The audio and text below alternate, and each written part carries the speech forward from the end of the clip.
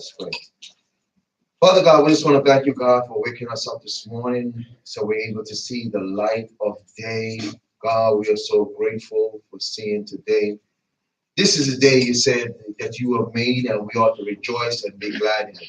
So we come this morning, God, presenting ourselves into the place of worship where we come together to fellowship one with another. Father, without you, we understand and we grasp the concept that we are nothing.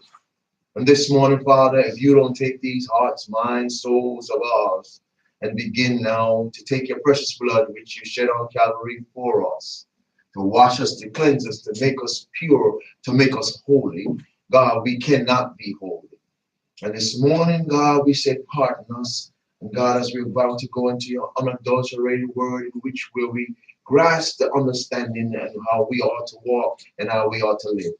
Begin now to open this understanding of ours, that we may grasp the things that we need to grasp, and God, and so we go forth and become witnesses of you in the world, in this present time. In the precious name we pray. Amen. Amen. Seated in his presence. All right, we're in the book of Samuel, 2 Samuel, and we're continuing our reading from the book of 2 Samuel, where we see where David is in trouble. David is in some serious trouble. And I said serious because he did something he shouldn't have done by killing someone for his wife, for their wife, for his wife. And in doing so, the ramification of it, even though he's being a king, and being a king during this present time, you feel as in if you have the right to do as you feel like you wanted to. But when it comes to God, even when you're in authority, you have to answer to someone who is in a higher authority. The scripture said, let everything be subjected to the higher power. Let everything be subjected to the higher power.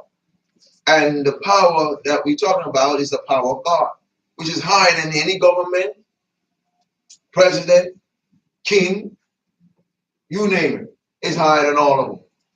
So God is the power which we need to be subjected to. But David himself felt with himself that he was going to allow his lust to become the greater dictator of himself and become the thing in which he wants to take charge of. Being in power, you got to be careful because power can get to your head. Power can get to your what? Your head. And causes your demise more so. And destroy you as opposed to help you. And you can see that sometimes, when you have no money, you know how to act. Get a little money, oh Lord, you forgot how to act. Can I say that? Yeah. Some people say, no, if I have money, you know what I'll do? I know what you do. You lying, because you be in Cancun somewhere on the beach talking about, talking about what they doing. They're praying outside with all, I'm sipping me some coconut water with some white rum in it. I'm just saying, you know me. I'm just saying, that's all I'm just saying, that's all. So Nathan, because in chapter 12 of 2 Samuel, Nathan came to him and spoke and was wise in the matter of how he delivered the story, delivered the message more so. He was very, very wise. He didn't come to him and say, and David, you have sinned, you murderer. He did not say that. He has to still have respect for the king no matter how heavy and wrong or right. You still got to have respect there. And that's why the Bible said, rebuke not an elder. You understand? Be careful and treat him such as like a father. Leaders, no matter what age group or whatever it is, a leader is just a leader, no matter how he lives. I remember clearly not too long ago, about 5 years ago, close to it, maybe about 3 to 4 or 5 years ago, there was a member here with us, and he he was working in the behalf and conjunction for himself and also for me. And I stated to him, listen, don't do this, do this. And I spoke to him, and he was continuing doing what I tell him not to do. So at the last point, I said to him, I said, listen, I said, it's over. I'm done. I'm not prolonging anymore with you in the matter of what you're doing the way you're acting and your conduct. And so I told him it's over. I'm going to close the company. So I want to know if you're going to continue to do the same thing, or you plan to change, or you want this company to continue. At that moment, he flipped the lid and started cursing and carrying on. And I said, woo, how quick one change. First he came in sanctimonious and holy, and you go out like a devil. I don't understand.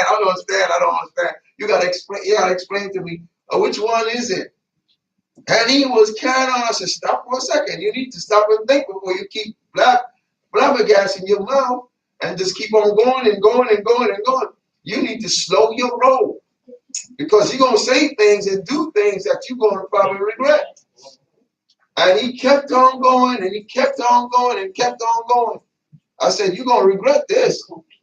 I said, you're going to regret what you just said. Maybe a year or so after, I saw him. He came. He said, you know what? He said, after then, he said, my life was literally hell. He said, things happened to me I've never seen and understand. I said, yeah. He said, I told you. And he confessed it to me. Why confess it to me? Why was it necessary to be confessed to me? Because God wanted to show that what I said, well, it was going to happen, did happen. So and the only way, I don't know unless somebody come back and tell me. And do I look for it to see it? No, I wasn't even looking for it. I just said, I said, you're barking up the wrong tree, and things are going to happen to you because of what you did. Our actions is the key to what will happen to us. Our action is the key to what will happen to us. So if our actions are good, I'll go again and said, if our actions are good, then it's going to yield a good result. If our actions are bad, it's going to yield a bad result.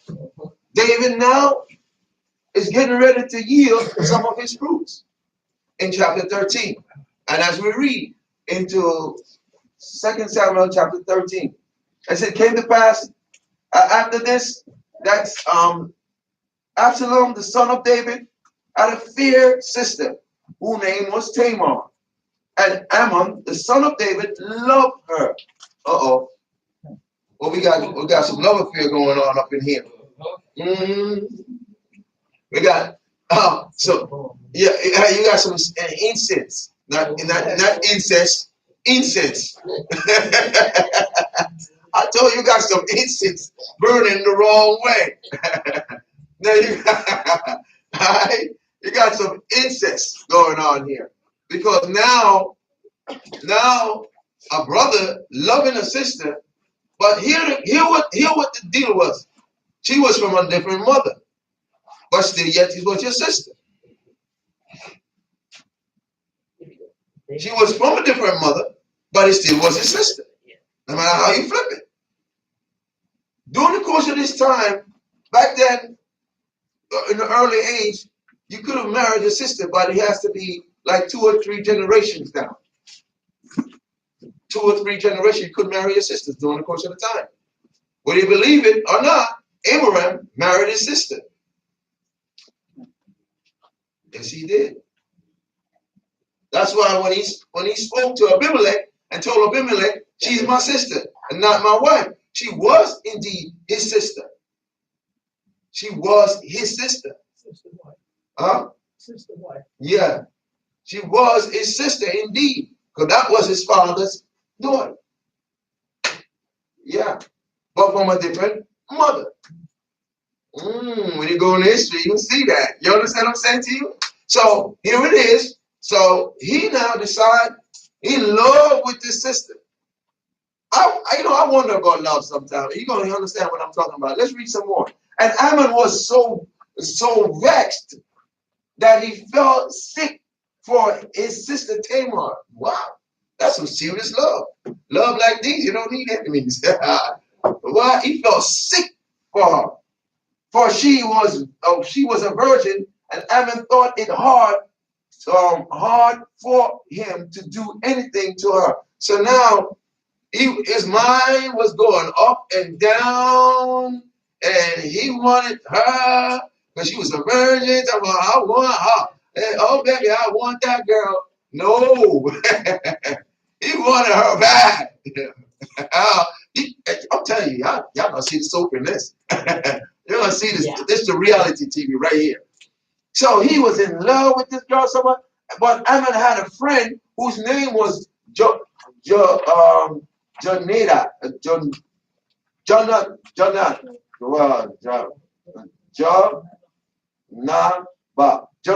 So whatever, get it. Jonadab. Yeah, Jonadab. Yeah, the son of Shemir, David's brother. See that? So now he has a friend, and his friend is relative. Yeah. That was his cousin, really. So that was his friend. His friend was his cousin, because that's David's brother's son. And Joab was very supple. Was a very supple man. So subtle man. So he was like a snake. So you have a snake being your friend. That's not good. That's not good. That's not good. And anytime you see this word subtle, first person you think about is in the Garden of Eden. It said the serpent was more subtle than any other beast that's in the field. I mean, he was very cunning, crafty, wicked. You can name it. He had all those things in his thoughts. And he says it. And he said unto him, why art thou, being the king's son, lame from day to day? Wilt thou not tell me? So now he wants to know why the brother face is always looking up. Huh? I don't know what's going on here. Okay. I see what's going on. Yeah, so he said, why are your face looking like that? He said, from day to day. He said, tell me what's going on. And Ammon said unto him, I love Tamar. I love me some Tamar. My brother's Absalom's sister. Well, bro, you got your love all mixed up. Your love is twisted.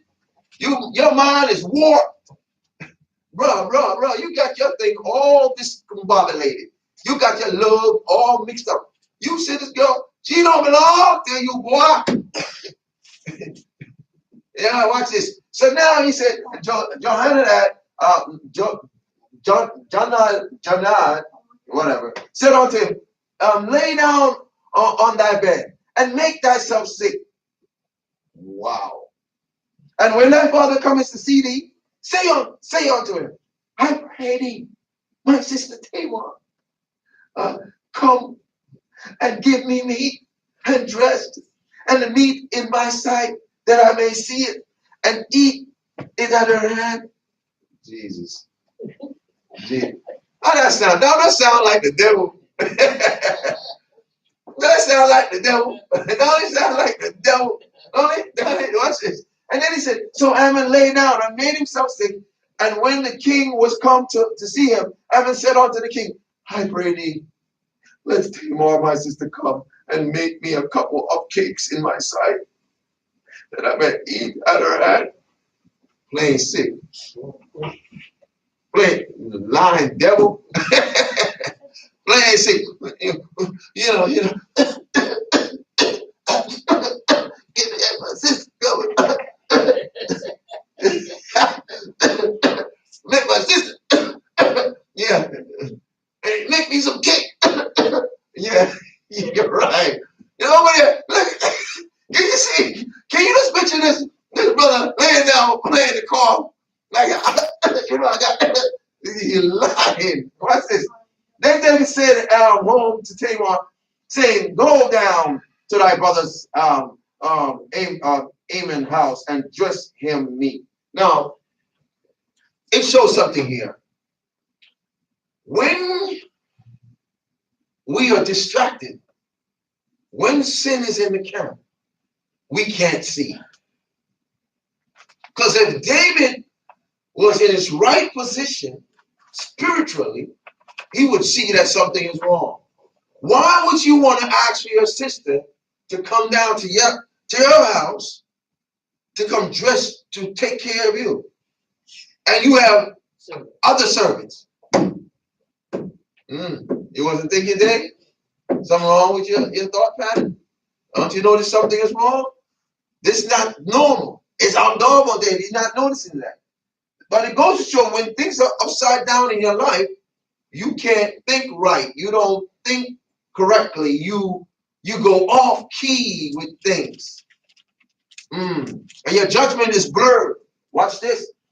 And so Tamar went to her brother Amon's house, and he laid down, and she took flour and kneaded it and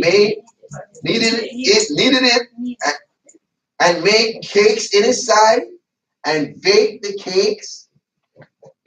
And she took a pan and poured them out before him, but he refused to eat. And Ammon said, "Have out all men from me." Now, I thought you was sick, bro. I thought you, what happened to your cough? You're not coughing no more. You cough left. You just got healed real quick. Now you got strength to tell all the men to get out of the house, get out of the room. And they went out every man from him. And Ammon said unto Tamar, "Bring me the meat in my chambers, that I may eat of thine hand." Are you making it? I can't take this story. This is good stuff. Watch this. And Tamar took the cake which she had made and brought them into the chambers to Amon, her brother.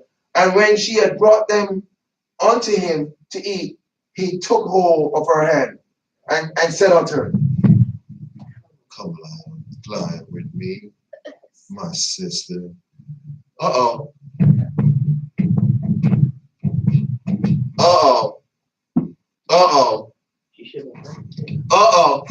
She should have smacked him with the cake. I think she should have smacked him with the cake and let him taste the cake how good it tastes for real. She should have smacked him when he grabbed a hold of it. She should have took the cake off and slapped him right in the face with the cake. Why she didn't do that? She should have. You understand something? All right, let's read a little bit because I'll get all into this and I get all. She should have smacked him, with the cake. And she answered him, saying, "Nay, my brother, do not force me, for no such things ought to be done in Israel. Do not thou this folly. And whither shall I cause my shame to go?"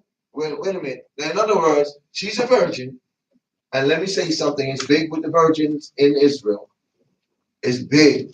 It's a major thing. Because a man don't want nothing but a virgin. That's naturally everywhere. All right. But for the most part, in Israel, it's a big thing. It's huge. Because if you marry a woman and she ain't a virgin, guess what? You can get rid of her.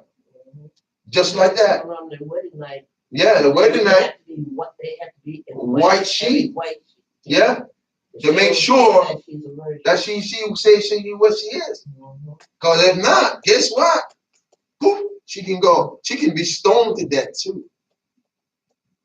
She can be stoned to death. Or the father has to pay a great ransom for her. Yeah? The father has to pay a ransom for her. Now, if she's a virgin indeed, and the husband don't want her, now the husband has to pay a great ransom for messing her up. because he still don't want her. But he has to pay a great ransom to the father for messing her up, for making her not being a virgin. So here it is. She said, don't do this folly.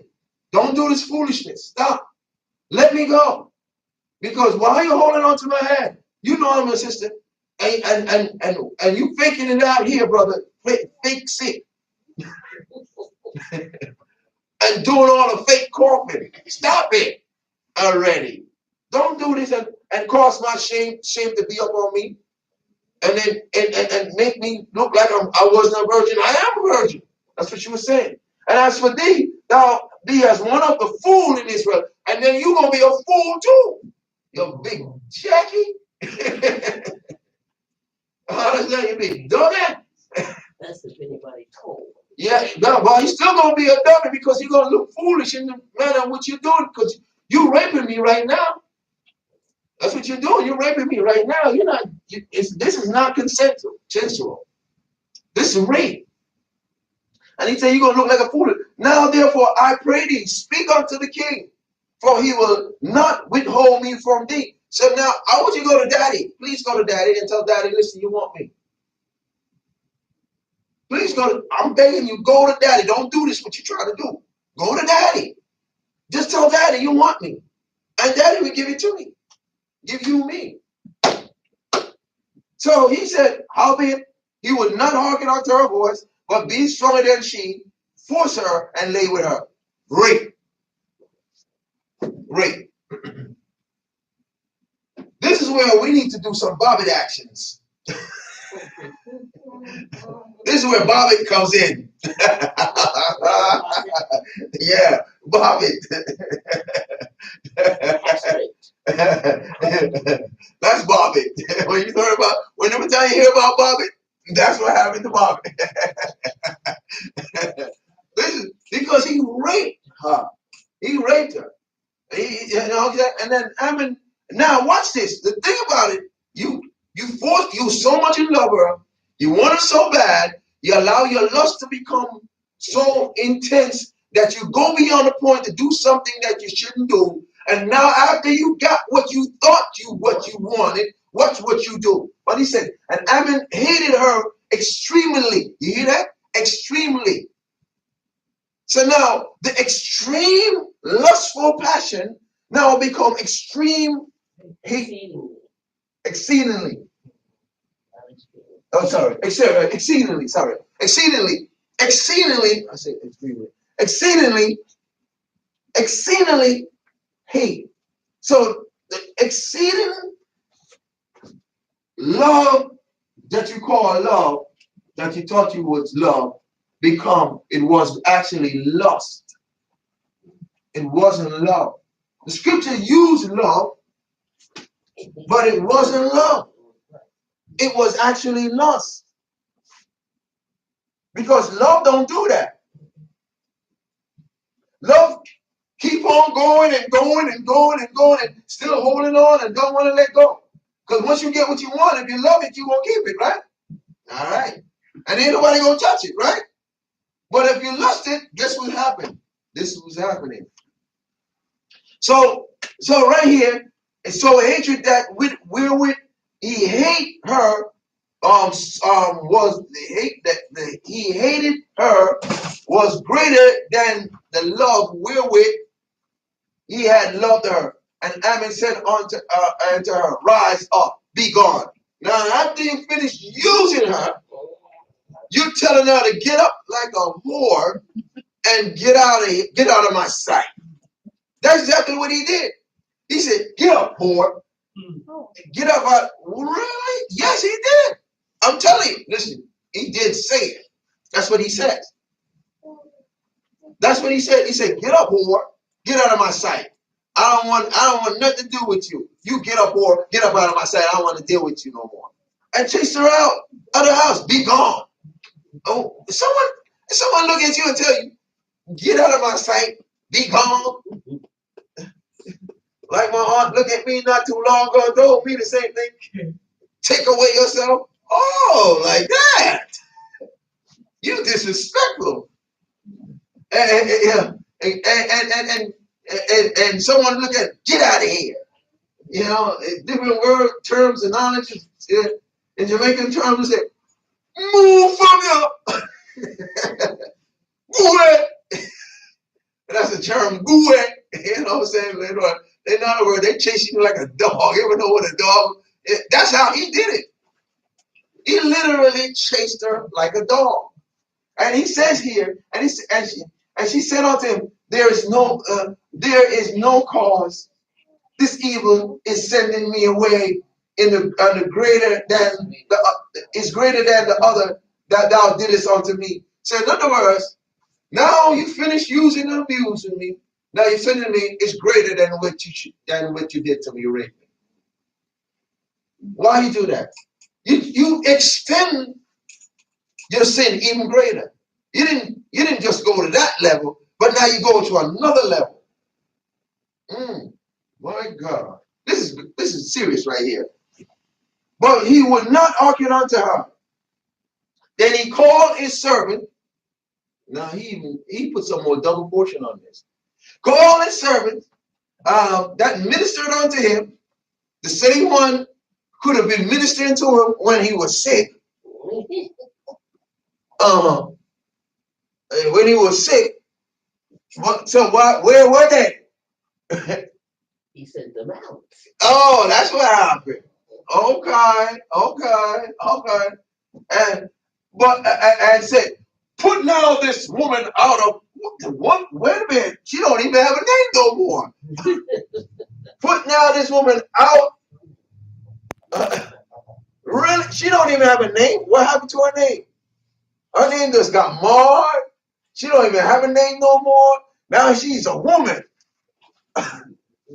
I know he didn't call her a woman neither. I know he didn't call her a woman. Scripture's nice. Yeah, he didn't call her a woman. Because I know when you get, when a brother get angry, I don't know, he might not be black, so he might be somebody else. But he can't imagine a brother. You understand?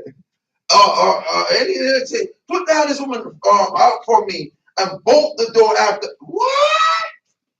He not on it, but take his servants to take her up and put her out, but also lock the door. She can't come back in. Now, listen, this is where I'm understanding Absalom in a minute. You're gonna understand Absalom in a minute. Y'all gotta catch next week's story because it's gonna get good. Because as a brother, you do my sister like that, I'm stepping over this floor. And I ain't gonna be fake crying either. Okay, I'm not fake crying nothing. I'm not fake crying, not one thing. I'm gonna step over this pulpit. And when I'm coming down, you might as well run. Because the lightning bolt and the thunders don't roll like me. Because I'm rolling. I'm coming hard. I'm coming real hard down the line. I'm coming down the line, boy. Coming down the line. Brother or no brother, I'm coming down the line. I'm going to deal with the case. All right? So here it said, and she had a garment of diverse colored upon her, for which such robe were the king's daughter that were virgin apparel. So you understand, they had clothes that identify them who they are. Who they are. And he said, then his servants brought her out and bolted the door after her, and Tamar put ashes on her head. Now oh my God. So now she took off the clothes that she had on virgin, put ashes on her head, holding her head on her hand, going before the whole public to let the public know, listen, I've been violated. I've been raped. I've been violated and raped as the king's daughter. And I'm going to make it known. I told you she should have smacked him with the cake and let him taste some chocolate. Okay. Or some cream puff in there. I don't know what was in there. She should have smacked him with it. Anyhow, and he said, Tamar pulled ashes on her head and rent her clothes of diverse color on her and lay her hand up on her head and went on crying. Girl, you shouldn't be crying, man, at all. You should have smacked him with something. Even with the pan you had in your hand, give him a deer. Bang! Upside his head. Well, but she didn't do that. She didn't do that, right? But in other words, he forced her. He forced her. And Absalom, her brother, said unto her, have Ammon thy brother been with thee? But hold now thy peace, my sister.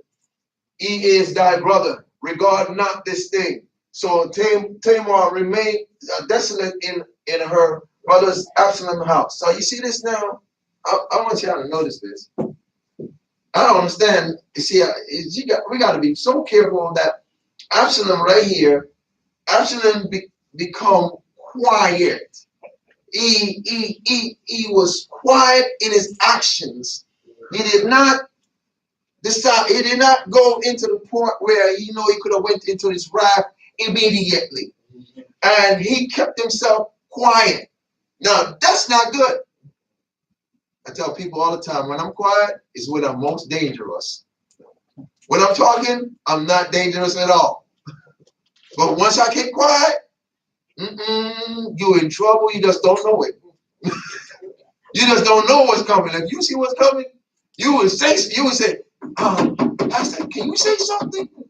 No, I'm not saying that. I'm keeping my mouth shut. Because what's coming down the line, you just don't know.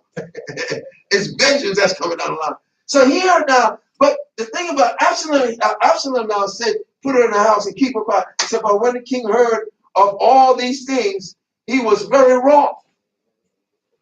And Absalom spake unto his brother Ammon, neither good nor bad. See, I don't like this.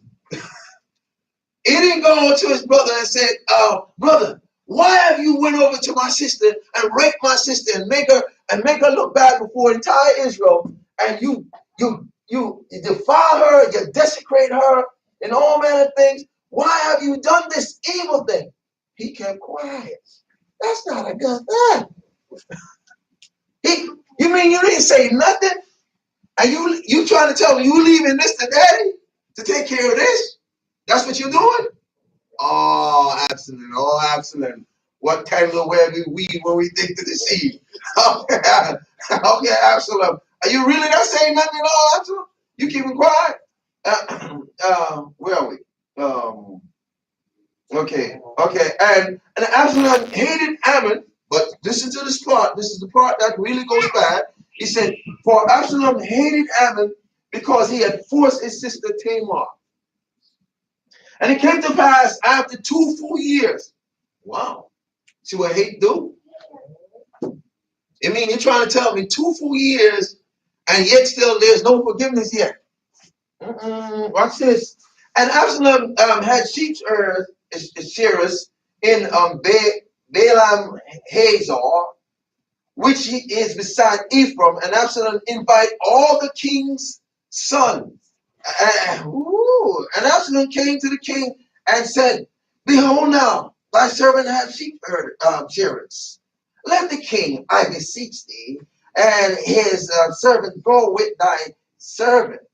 And the king said unto Absalom, nay, my son, let us not all now go. Lest we be chargeable unto thee. And he pressed him.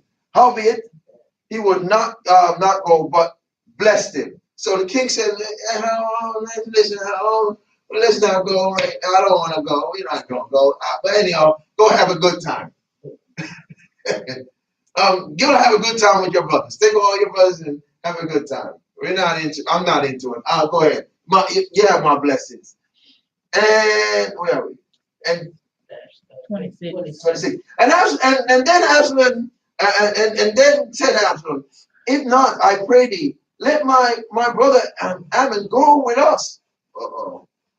And the king said unto him, why should he go with thee? Now he's asking a question. He noticed something was a little funny here. Why is he going with you? And Absalom pressed him, and let Ammon and all his the king's sons go with him. Now Absalom had commanded his servants, saying, mark ye now when Ammon's heart is merry with wine, when a brother get drunk, When he's feeling nice, when he's feeling good, okay, okay. And he said, and when I say unto you, smite Ammon, then kill him.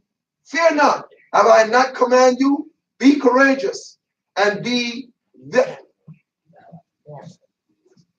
Wait a minute. Got it. Yeah, be courageous? Be courageous? Why is he telling her to be courageous? Talk to me. Why do you think he's telling her to be courageous about it? Why do you think? Talk to me. No, y'all gotta talk to me. I'm over here telling y'all the whole story. Yes, he doesn't.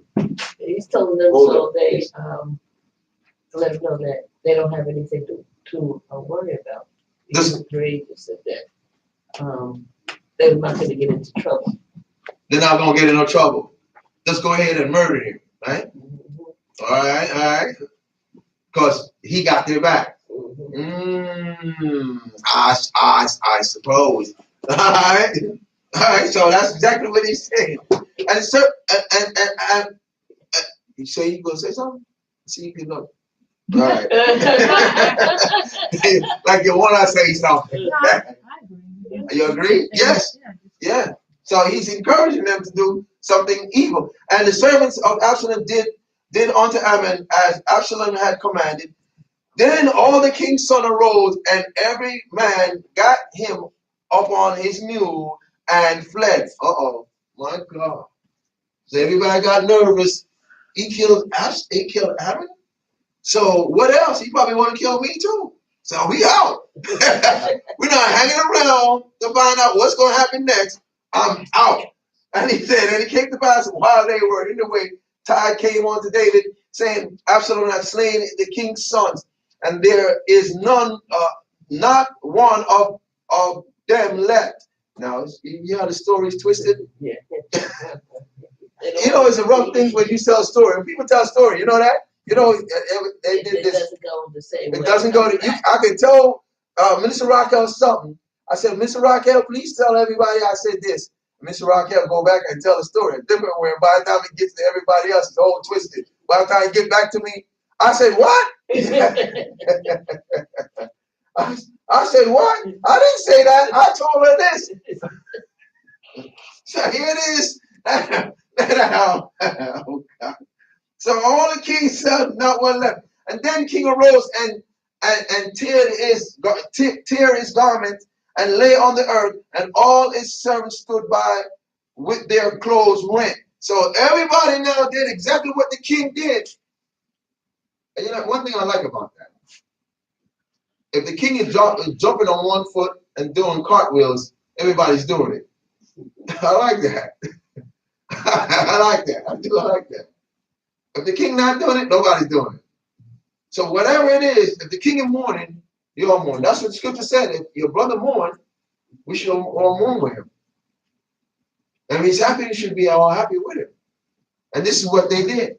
And Jehonadab, the son of Shemir, David's brother, answered and said, let not my lord suppose that they have slain all the young men, the king's son, for Ammon only is dead. For by the appointment of Absalom, this had been determined from day that he forced his sister Tamar. You see, I'm telling you, one time someone say they keep quiet, that means they're not actually quiet. And to show you how hatred is serious, that from day one, he kept quiet. He have not said anything, but his plan from day one was to kill his brother. Wow, that's serious. This is serious. And you know what I looked at also too? I wonder about, and I wonder about this, why haven't his father, David, done something to show forth some type of punishment for that which was done? And sometimes as leaders, we can become, what the word I'm looking for? Help me. Bias. handing down of judgments. Because look at just last week when we read, or week before when we read, when Nathan came to him, or last week, Nathan came to David concerning a matter and made up a story, and how quick he was ready to judge the matter.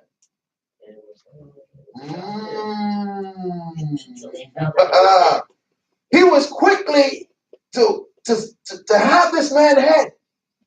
Who is he? Who is he? Who is he? Who took this one ewe lamb? What? You ain't got. I'm King David. Don't you know who I am? Even, Jesus, my time. You don't know who. What? Thou art the man. Oh. Yeah, thou art the man. See how biased you are? You can be so biased. And he was biased in his judgment towards his servant. And I'm going to tell you why he was biased. I'm going to run because time is going. All right. And I'm going to read right through it. When I said, now therefore let not my lord the kings take the thing to heart, to think that all the king's sons are dead. For Ammon only is dead.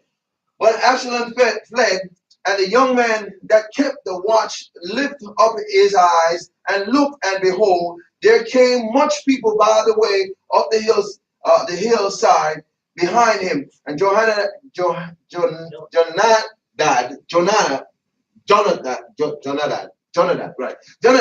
said unto the king, behold, the king's sons come as thy servant said. So it is. And it came to pass as soon as he had made the end of speaking, that behold, the king's son come and lift up their voice and wept. And the king also and all his servants wept very sore. But Absalom fled and went to Telamai, the son of y'all gonna help me with this. Hamihud. Yeah, y'all gonna make me speak tongues over here. Yeah, the king of Gershur. And David mourned for his son every day. So Absalom fled and went to Gershur, and was there 3 years. The soul of the King David longed to go forth unto Absalom, for he was comforted concerning Ammon, seeing he was dead. Now watch this. I noticed something. David, even though Absalom killed his brother, David's love towards Absalom was still the same. He did not hate him. He did not have any hang up or dispute or something like that. Because I'm telling you something. If brother or sister killed brother and brother killed brother, but the parent, for the most part, the parents is going to be so disappointed concerning that brother or that sister. The parent is going to be so disappointed. But in this case here, we find that David, instead of being disappointed, he was longing, wanting his son Absalom to come home. But Absalom, knowing well what he did was wrong, so he fled. Now, watch this. It's funny, as I said before, that King David did not chastise his son. He should have chastised him. And let his chastisement be shown and seen that he was not partial in his judgment, because they need to be seen. And one of the reasons is because Ammon was his first son. Absalom is his third son. It's kind of tough when you have it. Yeah. Absalom is his third son. Because he had 3 sons, which was Ammon, Cheleb, and Ammon. I'm sorry. Ammon, Cheleb, and Absalom. 3 different women. All right? 3 different women. tough when you have 3 different women, 3 different sons of Jesus. Help me. And the child support is gotta get heavy.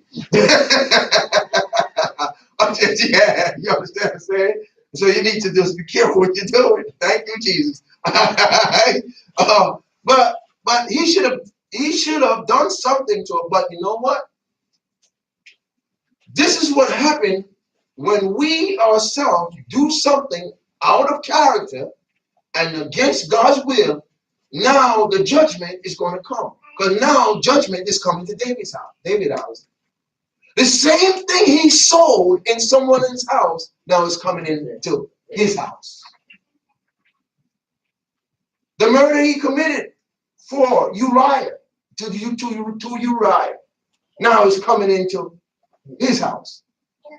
See, one thing we can see and we understand about God is a just God. And whenever time he says something, he's going to do it. No matter who, whatever it is. Whatever he said is going to come to pass. Unless God repent of the evil he's going to do. But as long as God said this is what's going to be happening, we can rest assured it is exactly what he said it is. It might take some time, but it's going to be done. Sometimes when the prophecy comes forth, sometimes we think the prophecy is immediate. It's not immediate. Some can be immediate, and some can be what? In time to come. And with us, what we do, we get impatient. Some of the prophecies that is good, and the ones that are evil, you don't want right away. You want to say, God, can you hold off another 2 years, 3, maybe 4 years? Understand? You don't want it done immediately. You want it done, can you hold it? And the next time he comes and can you hold it one more time? Well, with God, listen, whatever God says it's going to be, and no matter how you flip it, no matter turn it. And God told David, because of what he did to Uriah, now judgment is going to come at the house. 1 year later, look what's happening to him. His own son, his first son. So God said the judgment didn't stop there. The first son for look at this. I want to show you something. The first son for Bathsheba died.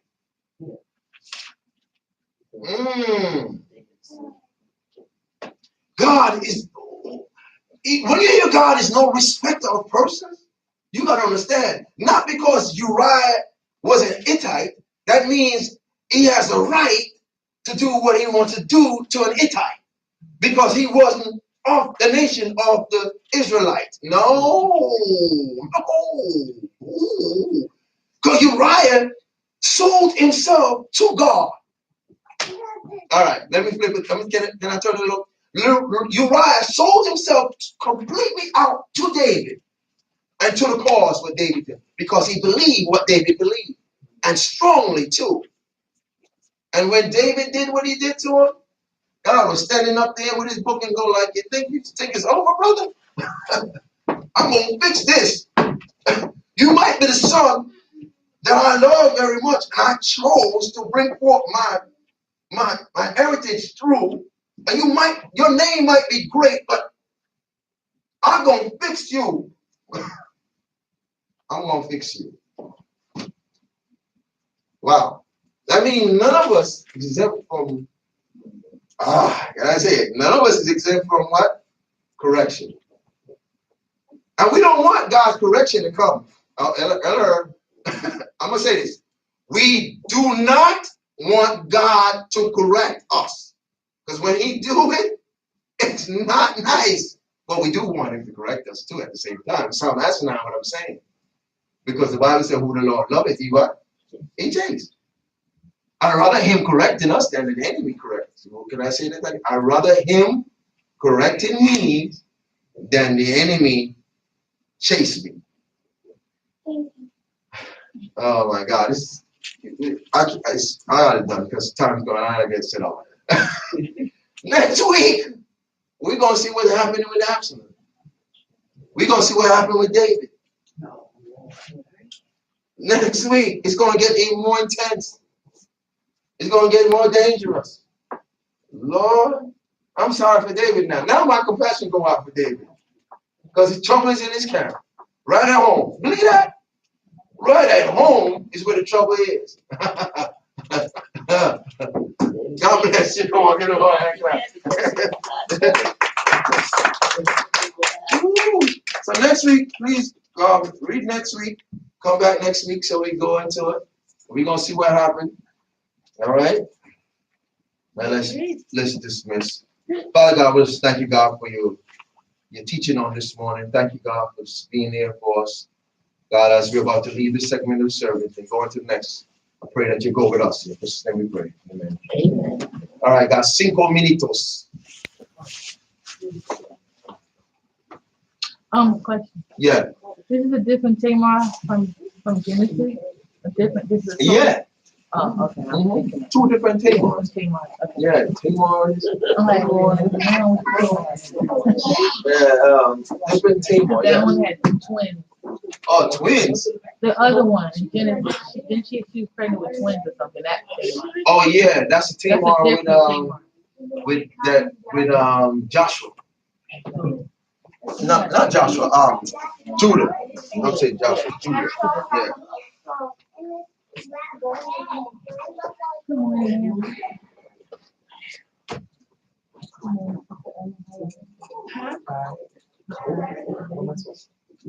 You cold? It's going to get hot. Yeah, in a minute it's going to be cooking in here. All right, let's get here.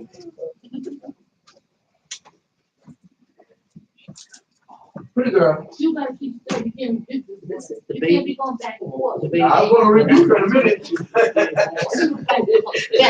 Back and forth. Now she playing tennis. Jamie. Cutie pie.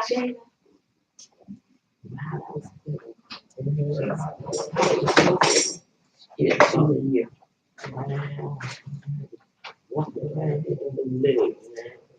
One minute before it out. Hey, got that shit right here. How are you? God bless you. God bless you. It's your fan, baby girl. Get your water, get you set up.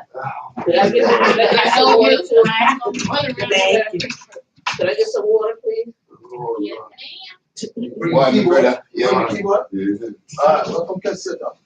You have 3 minutes. Don't you just love that? It has to be right on. Like, we start at 10, we're gonna stop at 9:57. Pastor, could you give us time to bathroom break? No. And you don't even have to go to the bathroom. At 10 o'clock, you better be on your post. You better be on your post. You better be on your place. Yeah, I'm ready to start. Yeah, you have your cord, power cord. Oh, yes. Okay, I just want I do. I know, I'll show you the pork. Minister, I got your Where you- message. I typed your answer, but I never pushed. Oh, I'm so pleased to give you. Yeah, I wasn't. Look, I wasn't feeling good, so, and look at my cold. Oh, my lip was like, somebody had just said, pan was so swollen. It's just getting better. That's because I was in a dusty garage during the week, last week, because I need a shed.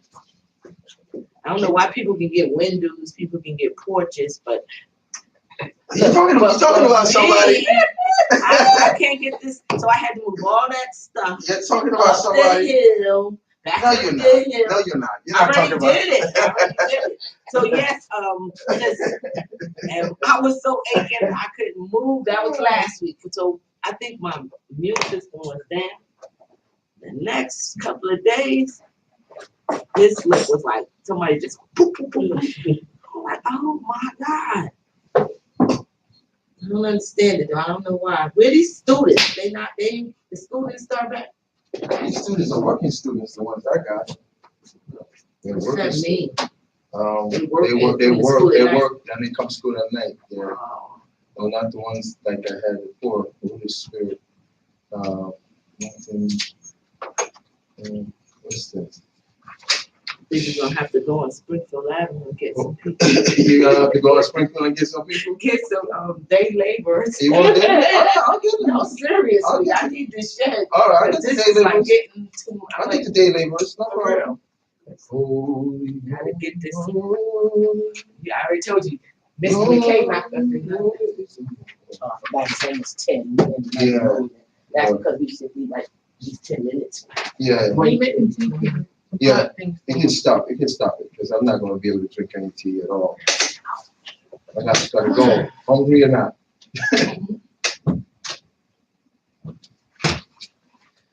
Ah, Jesus, you are.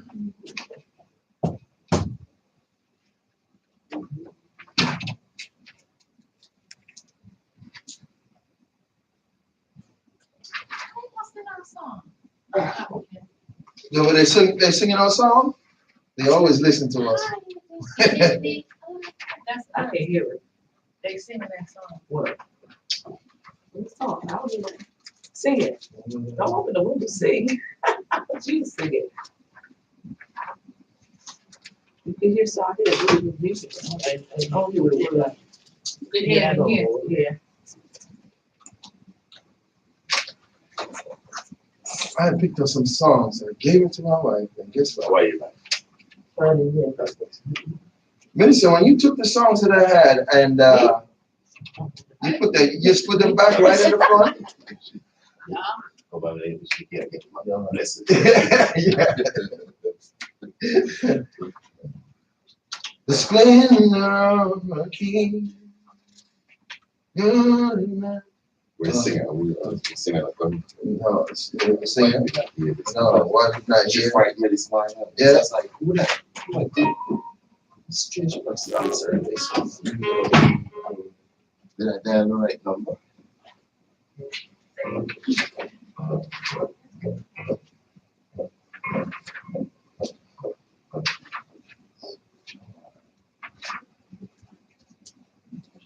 Ah, all right. Okay. I have some songs that I picked out, and oh yeah, okay, I'm sorry. yeah. Ah, Good morning, sir. Good morning. Good morning. Good morning. Good morning, sir. Good morning. Good morning.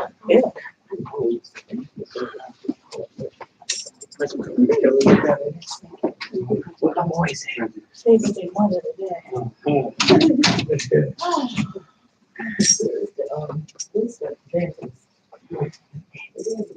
Alicia?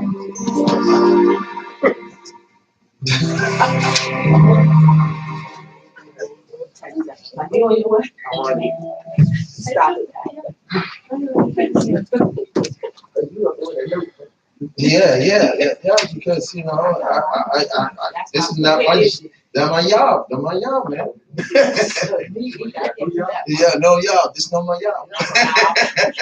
It's not my job, but I'm doing it now, right now, my job. I don't know. Yeah, I don't know.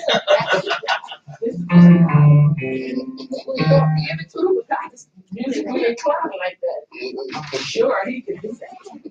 We just come up with some Jamaican songs and be like, That's Teddy, all look, right. I like looking at, Jamaican. he'll be like looking at me like,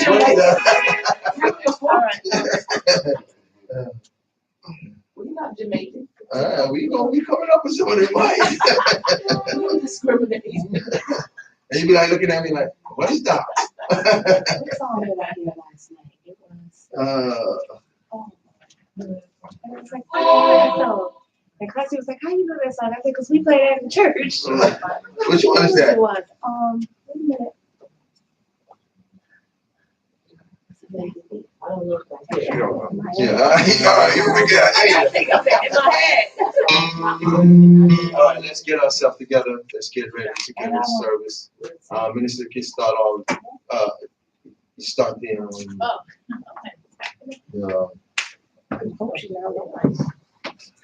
We turn our hymnals to 211. No one here can sing anything from you.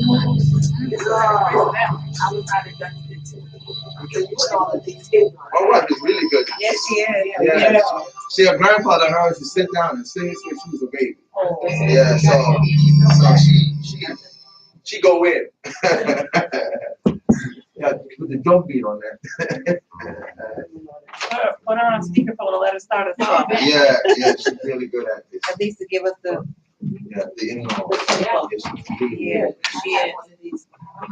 You have to go and just sit down and listen to the songs. Yeah, that's what I'm saying. You gotta listen. All right? Learning to lean. Leaning on the everlasting arms. Leaning. Safe and secure from all. Leaning. Yeah, everlasting arms. To what a fellowship, what a joy divine. Leaning on the everlasting That's the arms. fast. Slow down. That is slow. That's slow. No, stop rushing it. I like to pick it up. Yeah. It's, I don't like to dip like, Lord, no, I You're singing can't. out of the hymn, but you gonna sing it right. You're singing out of the hymn.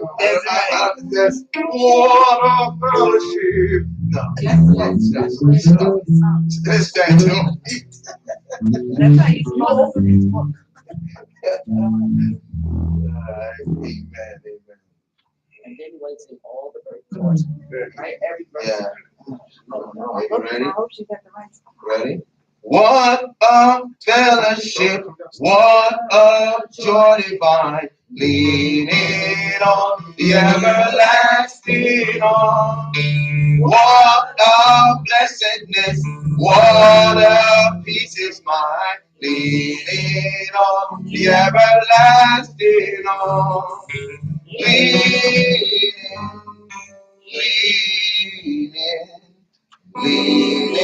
on the everlasting arm.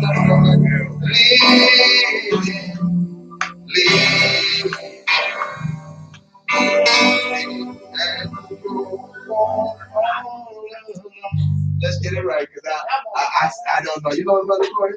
Do you know it? Look closer to him. It said, let me just talk it through a little bit so maybe we can get it through. All right? It said, leaning on the everlasting arm. Leaning on Jesus. Leaning, safe and secure from all alarm. Leaning on Jesus. Leaning on the everlasting arm. That's the way I think that's how it goes, right? Now, are we sure? All right, we're going to try our best. All right, let's try our best. What a fellowship, what a joy divine, leaning on the everlasting arm. What a blessedness, what a peace is mine, leaning on the everlasting arm.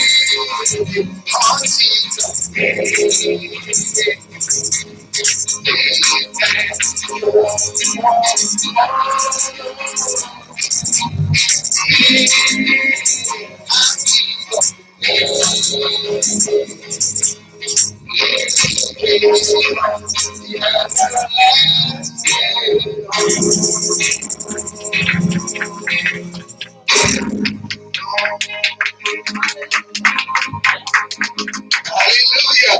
Thank you, Jesus. These old songs, I love these old songs because these songs have a lot of spirit in them. And the Spirit of God in these songs. These new songs we have a lot of times, they don't have that. So I'm telling you, when you go sing some singers together and put down, you get your tambourine, you stamp on your ground and your feet.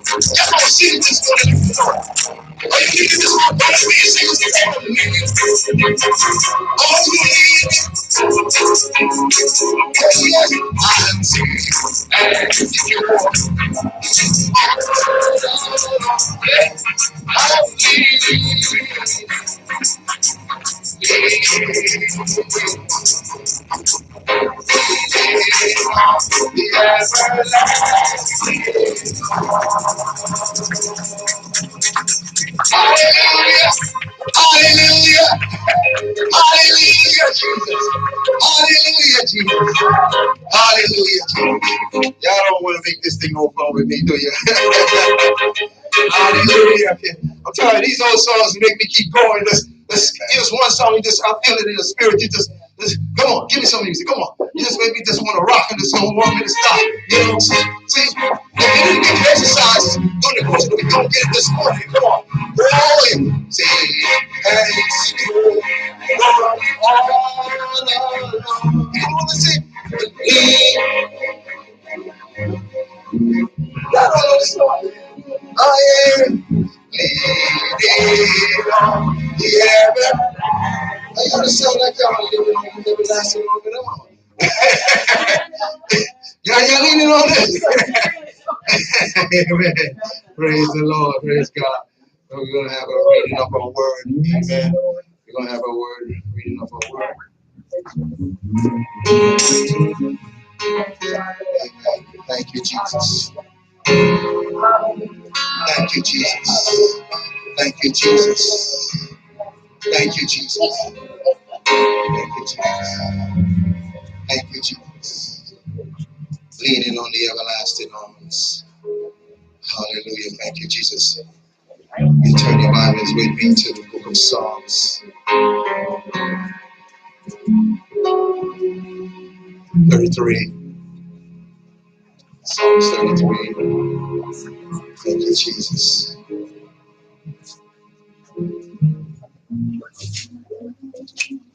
Thank you, Jesus.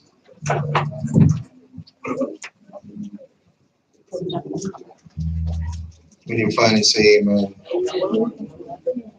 Psalms 33? Yes, Psalms 33. Yeah. Minister, come and read the scripture for us. Which one? Oh, yeah, that's right. Minister Sheldon. Yeah. No, better yet. You know what? Minister Gill, come and read the scripture. Minister, you gonna pray. All right? All right, that's how we're gonna do it. All right?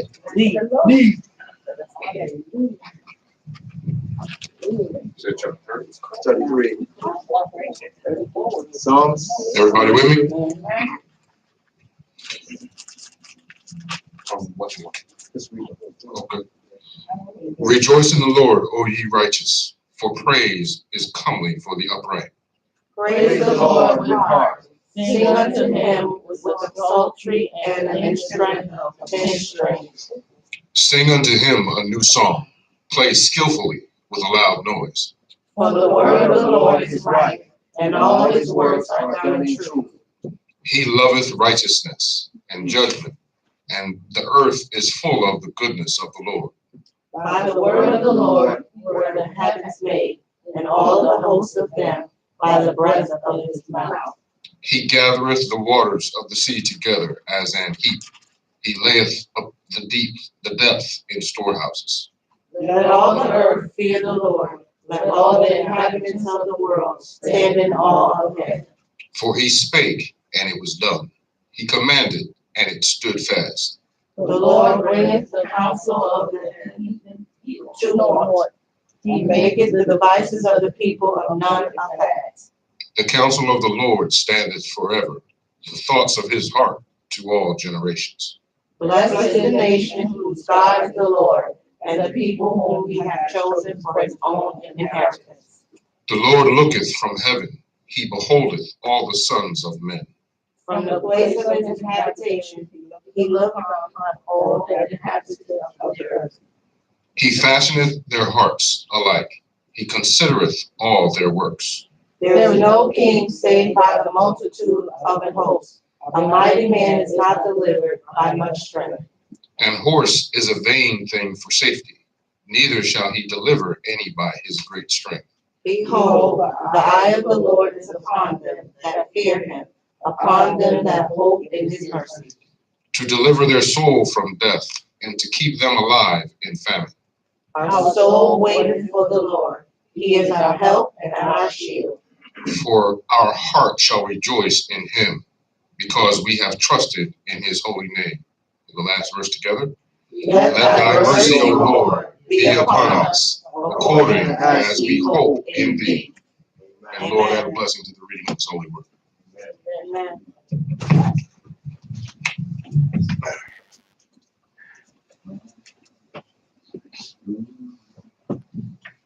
Hallelujah. Let's bow our heads. Hallelujah. Lord, you are Lord. Yes, God. Holy and righteous. Yes, God. You are God. Yes, you are God. You are God Almighty, Father. Yes, Father. So, Father, as we come before you today, this morning, Yes, God. hallelujah, as your people, Lord, bowing our hearts lower than our knees. Yes, Father. We coming to you this morning, Lord. So many things, oh God, in our lives.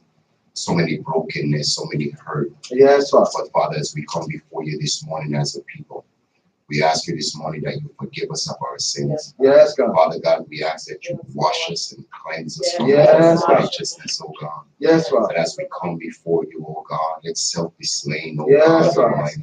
Slay Oh some, God Almighty, hide us behind the cross, oh Yes, God. It's not by might nor by power, but it's by your spirit Yes, this morning. God.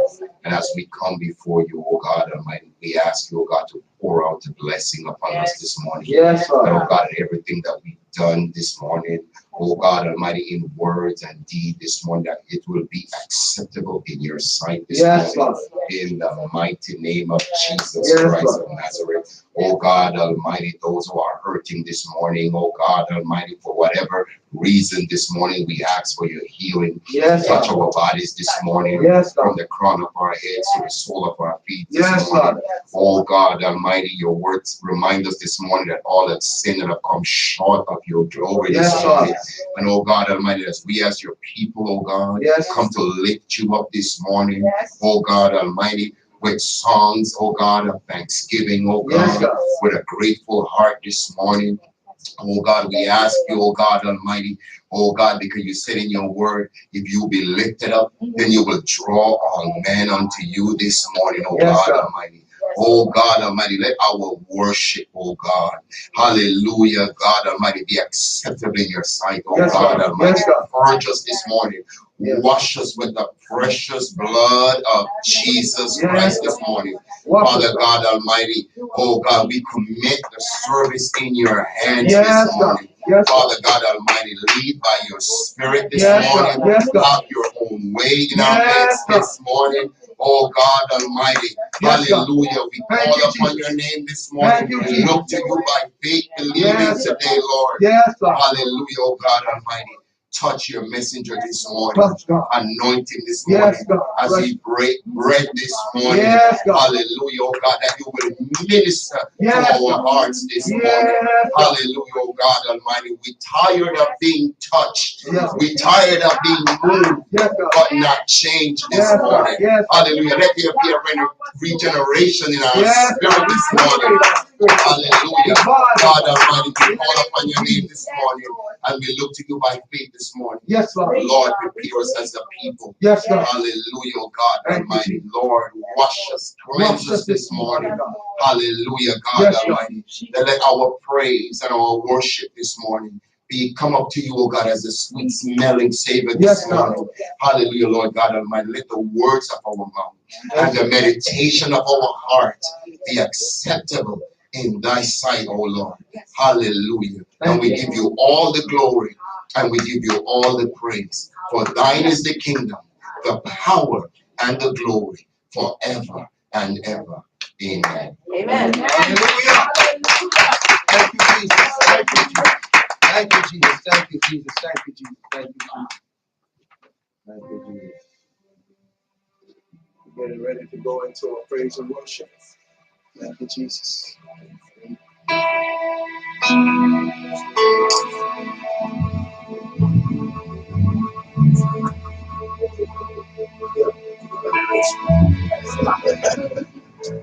Hallelujah. Thank you. Are you happy to be in the house of the Lord this morning? So you're happy to be in the house of the Lord this morning? No, somebody.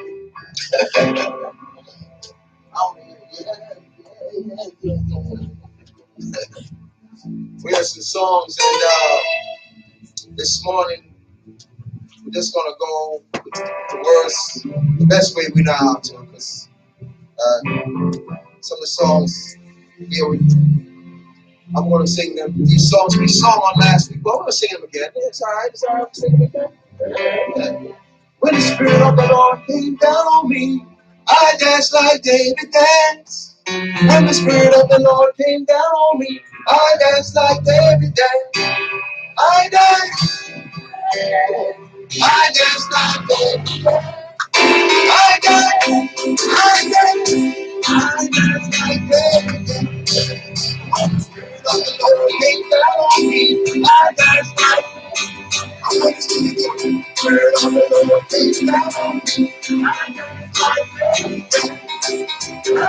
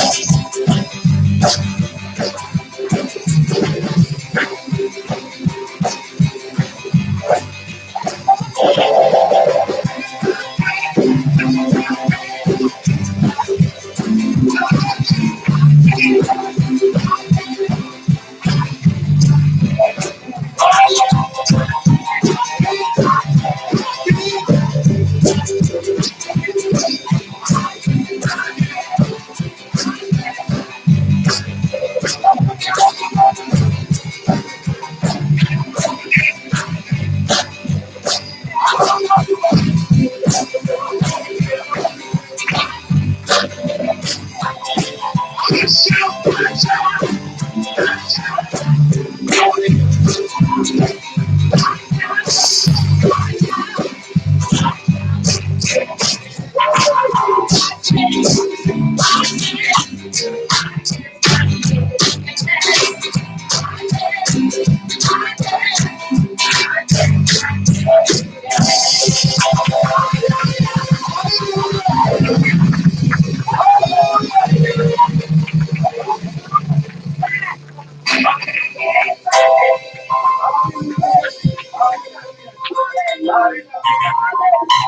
Hallelujah.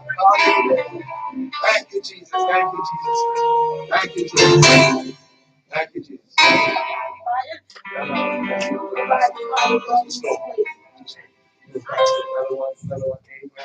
Thank you, Jesus. Give me something. Come on. Hallelujah. Thank you, Jesus. Splendor of the King, rolling and singing, all the earth rejoice, the earth rejoice. He wrapped himself in light, and darkness tried to hide. So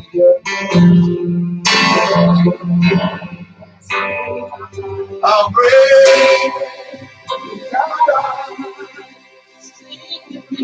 how great is our God. Oh, sing how great is our God.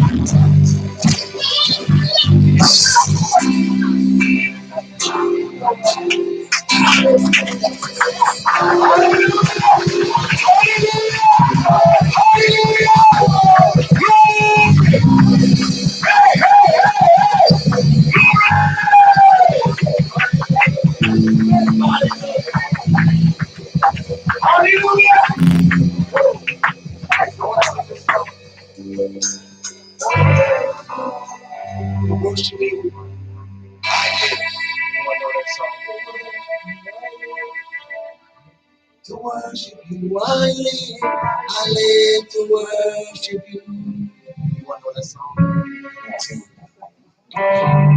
To worship you, I live. To worship you, I live to worship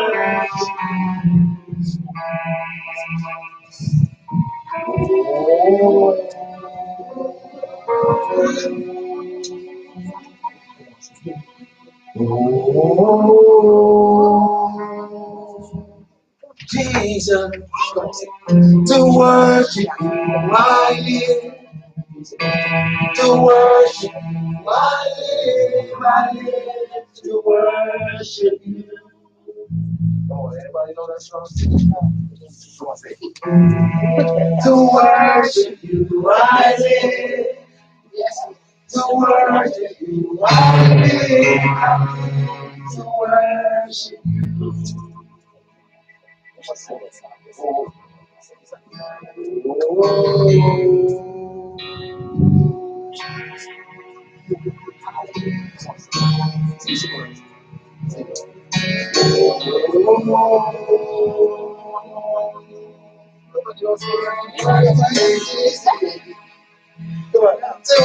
worship you, I live. To worship you, I live to worship you.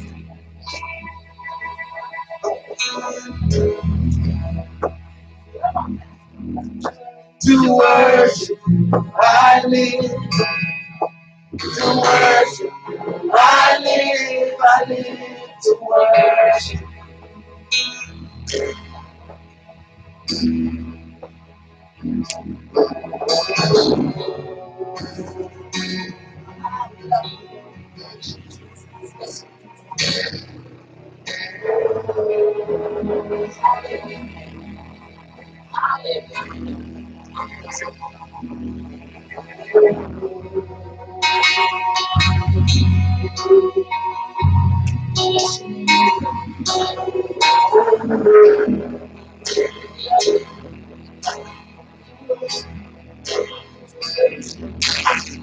To worship you, I live.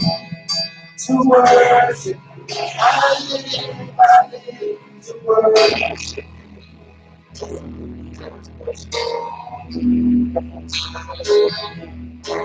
to worship you, I live to worship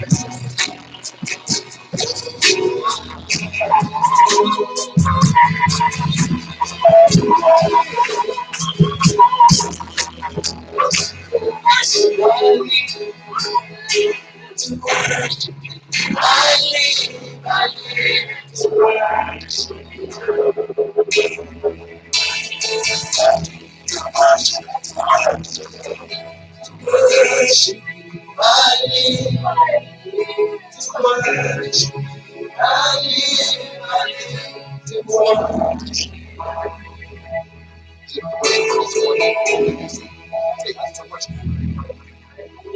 worship you, I live.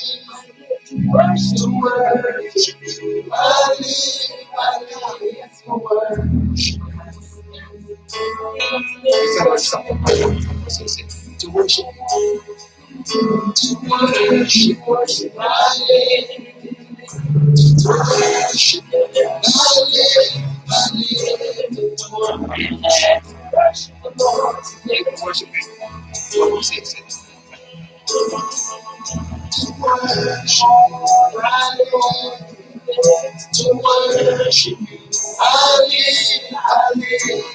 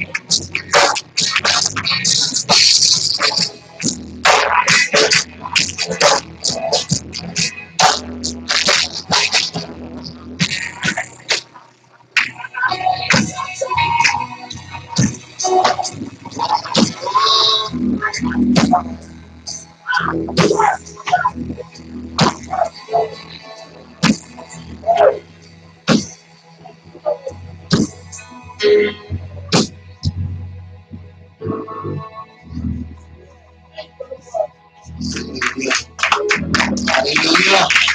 Hallelujah. Thank you, Jesus. Thank you, Jesus. Thank you, Jesus. Thank you, Jesus. Thank you, Jesus. Thank you, Jesus. Thank you, Jesus. Thank you, Jesus. Thank you, Jesus. Thank you, Jesus. Thank you, Jesus. Thank you, Jesus. Thank you, Jesus. Thank you, Jesus. Thank you, Jesus. Thank you, Jesus. Thank you, Jesus. Thank you, Jesus. Thank you, Jesus. Hallelujah. Hallelujah. Thank you, Jesus. So thank you. Thank you. Prophetess for helping us out. The person was supposed to do it. It wasn't here. Amen. So we did our best. Amen. I don't know. Listen, the way God, way I want to worship, the way I want to worship. Amen. When you worship, you worship. If you say thank you, Jesus, right now you say glory, and I say amen. It's what it is, what it is. Amen. Amen. And so let everything that I breath praise ye the Lord. He said, let everything that has breath praise ye the Lord.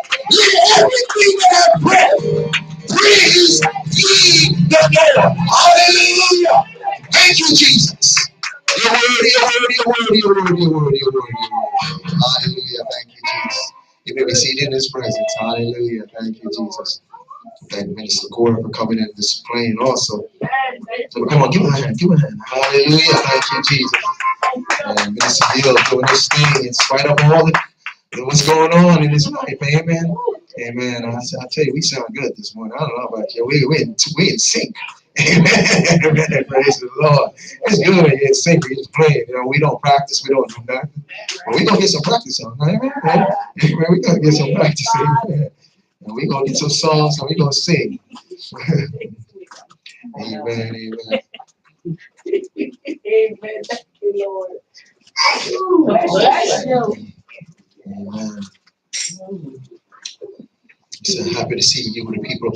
this house this morning. Come on, give yourself a hand. All right, now give Jesus a hand now that you give yourself a hand.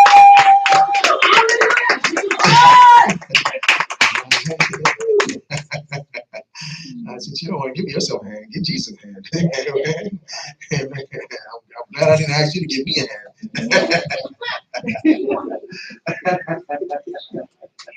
To God be the glory on this morning. It's happy.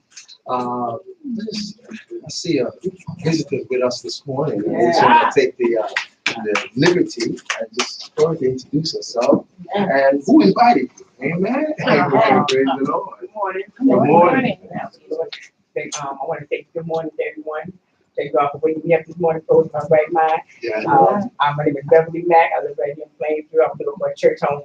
I have a church home in Jersey City, but it's too far to be driving on time. Yeah. I met Kim yesterday. We were at a women's conference, a family conference. We connected and we just started talking. And I asked her what church she go to. Yeah. And she invited me over here today. And that's why I'm here today. Amen. Thank you, Jesus. Just happy to have you on today. I pray that God's word will speak to your heart and you'll be blessed. And wherever you call home, that's home. Amen? Amen. Amen. Amen. This morning, I want to talk to you from a topic in which we derived during the course of the week. I was talking to God, and every time I'm talking to God, as usual, I like to speak to you concerning something different all the time. I might come with the message before, and you might hear it if you with me, because sometimes all preachers preach from the same scriptures over and over and over again, but each time you preach from it comes different. It is a different thing that is deriving from it, and it's coming forth to give you understanding and power. And a lot of times, someone would ask why we preach the same thing over and over again.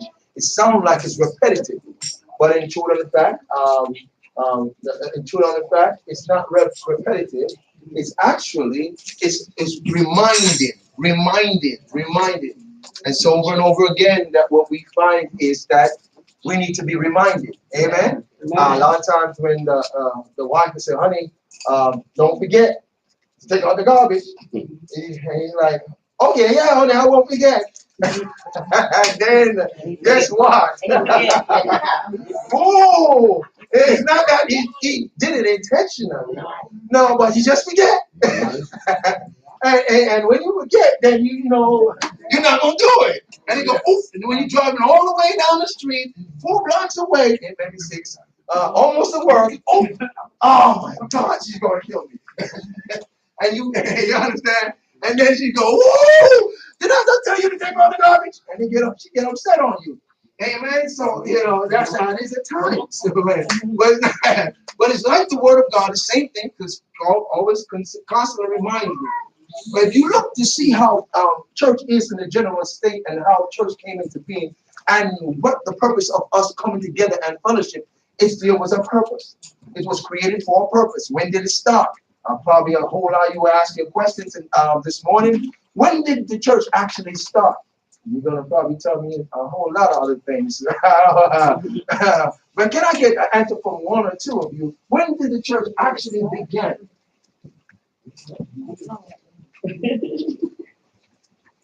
No. You mean church and the body coming under one roof? Yes. When the church actually began. Scholar, come on. Scholar Doman. I won't say Sheldon, I want to say Doman. Because 2 Sheldons here, so I want to say Doman. When did the church actually start? We're talking about the church of Jesus We're Christ. talking about the church in general, not the church of Jesus Christ, the church in general. Because I want to take it back. I won't go back past Jesus and go back a little bit. But, preach. Yeah, you want to teach? I want me to teach. All right, so teach us. Don't ask us to teach us. When you're looking in the Bible, the church actually started with Moses. Yeah, with Moses. That's when the church actually started. Because God told Moses to get him a what? A tabernacle. You remember? Yeah, yes, when it actually started. So he started then and he set up the tabernacle a certain way. And he didn't want it set up the way we think or the way we want it set up. He set up the tabernacle just the way he wanted to set up. He put everything in its perspective. Lights, curtains, everything. And when I was reading the Bible, when I began to read, and he had loops, he said, Luke, this one over here, and he wanted purple, and he wanted red, and scarlet, and he wanted this, and he wanted bells to go on. I'm like, oh, that's a little bit much, God. Wow. But it wasn't much. That's what God wanted. See, what we see and what God sees, two different things. Because what we can see to be beautiful and it's ugly in the sight of God. My topic to you this morning is seeing. Seeing. All right? Seeing. S-E-E-I-N-G. Seeing. All right? So let me spell it out for those who can't understand the dialect. At least you spelled it right. Yeah. All right? Seeing. If you turn your Bibles with me to the book of Mark, chapter 8. Mark, chapter 8. Matthew, Mark, Luke, and John. The three Gospels. The four Gospels. Excuse me. Four Gospels, three. Turn your Bibles with me. Father God, take my mouth, word it, to go into the ears of those who are listening here and across the airway, that it enter into their hearts. In your precious name we pray. Amen. So, when you turn with me, can I take my time this one and don't rush? Can I just slow down and don't? Can I just teach? All right? Please, allow me this morning to just relax, not to get too excited because I'm just got finished playing and singing. That's just too much energy. So I'm out of energy already, and I'm getting younger too at the same time. Amen. Say that. You can feel that? Feel that? The youthfulness coming in. So turn with me to the book of Mark, chapter 8, and verse 22 is where we're going to start. And I want to read a few passages of the scriptures, and so you can be able to see where my topic is deriving from, and why I come up with such a topic, seeing. And it says here, and he cometh to Bethsaida, and they bring a blind man unto him and besought him to touch him. And he took the blind man by the hand and led him out of the town. And when he spit on his eyes and put his hands upon him, he asked him if he saw aught. And he looked up and said, I see men as trees walking. And after that, he had put his hand again upon his eyes and made him look up, and he was restored and was there and saw every man clearly. Excuse me, let me say that again. And saw every man clearly. And he sent him away to his house, saying, Go neither into the town, nor tell it to any in the town. Amen. Again, I said, seeing. Why seeing? What are we seeing? What are we looking at? A lot of times we can look at something, and when we look at it, it's what we perceive makes the difference. And how you see it. When you look at the glass, for instance, with the water in it, is what do you see?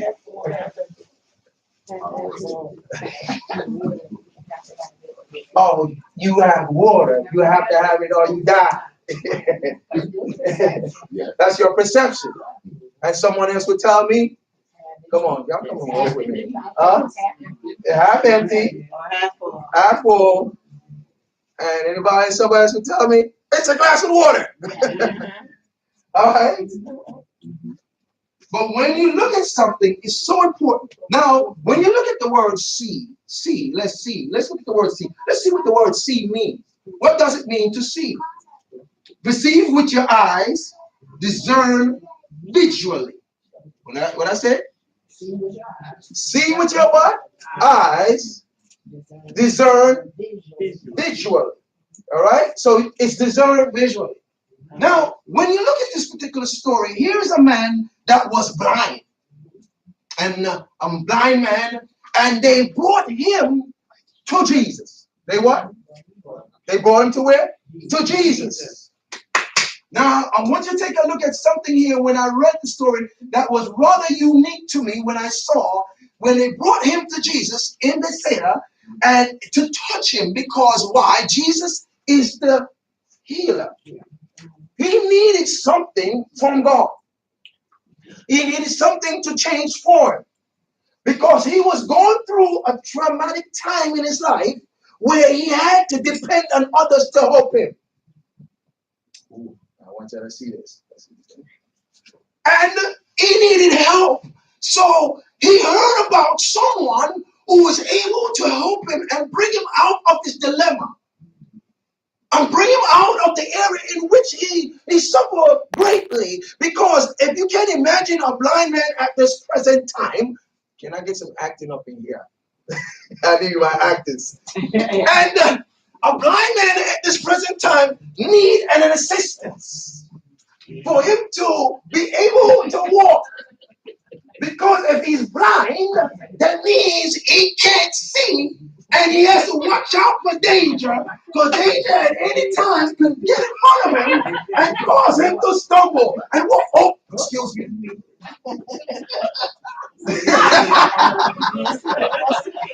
But he can't see. But he's depending on the stick to direct him to go in the direction in which he desired to go. Y'all watching this? Y'all watching this? And the stick is the one that actually leaded him, because he's going by touch and by feeling. He's going by his emotion. He's not going by hearing. Yes, he is. Yeah, he's going by hearing. So he's using all the senses there is to use it to guide him to get to where he wants to go, so he can become productive in the manner in which he sets out to do. Oh, God. Thank you. Thank you, actor. Thank you. Yeah. That's what actor right there. That's my actor. I told you, we're going to have drama here at this church. It's coming. It's coming. Let's wait. Because it's important that when people see things, it changes their mind and their perception. And sometimes they will look at it and still have not seen what is being portrayed or made known. Oh, this is dangerous, isn't it? Previously, before that, Jesus began to speak to his disciples concerning something. Can we go back a little bit before we get to this story? Because I want to lay a foundation before we get there. Can we go back? Let's go back a little bit up on the scriptures. And I'm going to grab my reader to help me out to read. Amen. And he says here in verse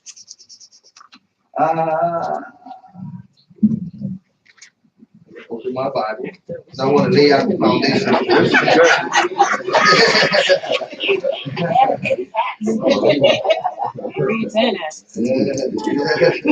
He's preaching today and don't realize. I don't know if he came to preach, but he is. Okay. You got to be ready. Be ready. Be ready. Get ready. Get ready. Get ready. Like TJ Jake says. All right. Get ready. All right, and I want to go to verse, let's see, verse 14. Start at 14. Yeah. Chapter 8? Yeah, chapter 8 and verse, let's see, wait a minute, no. I'm on the wrong page. I see why. All right. Okay, let me just turn, because I want to lay this foundation to you. And it says here in verse 10. Let's start at 10. All right? Let's start at 10. We're going to start at 10 and we're going to work ourselves down. Read verse 10. And straightway he entered into a ship with his disciples and came into the parts of Dalmantha. And the Pharisees came forth and began to question with him, seeking of him a sign from heaven, tempting him. And he sighed deeply in his spirit and said, why doth this generation seek after a sign? Verily I say unto you, there shall no sign be given unto this generation. And he left them and entered into the ship again, departed to the other side. Now the disciples had forgotten to take bread, neither had they in the ship with them more than one loaf. And he charged them, saying, take heed, beware of the leaven of the Pharisees and of the leaven of Herod. And they reasoned among themselves, saying, it is because we have no bread. And when Jesus knew it, he saith unto them, why reason ye, because ye have no bread? Perceive ye not yet, neither understand? Have ye your heart yet hardened? Having eyes, see ye not? And having ears, hear ye not? And do you not remember? When I break the 5 loaves among 5,000, how many baskets full of fragments took ye up? They say unto him, 12. And when the 7 among 4,000, how many baskets full of fragments took ye up? And they said, 7. And he said unto them, how is it that ye do not understand? Amen. Amen. Amen. Woo. The word is speaking for itself. I don't know. I'm pretty sure the word is speaking for itself. Here it is that Jesus Christ earlier spoke to his disciples, and I said, hey, beware. Beware of people who's coming to tell you, thus said the Lord. Beware of people who's telling you what the word of the Lord says. Or beware of people who's teaching you erroneous doctrine. All right. Can I fix it?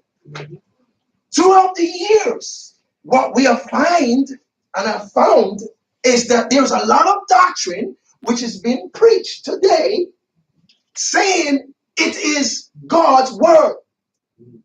And I say doctrine. Listen to that word, doctrine. That means there is a teaching. It's a teaching. That's what the word doctrine means, a teaching. And telling us that if you don't do this and if you do this, this is God. That's what they're saying. I can't say a lot of things what they say, most things. Like when you look at some part of the word today, and you would say, it would say to us, a woman ought to cover her head when every time she prays or prophesies. And I use that. I'm going to use that today as an analogy. A woman ought to cover her head when she prays or she what? Prophesy. Someone said, but a lot of people pray and prophesy without their hair covered. Is that true? And so what's wrong with that? If we pray and you prophesy without their hair covered, what's wrong with that? Hey, let's ask a question. What's wrong with that? God still answers, yes. God still moves, yes. But ignorance, I'm going to say this, ignorance a lot of times God wink at. All right, let me say it again. It said God wink, God don't wink. No?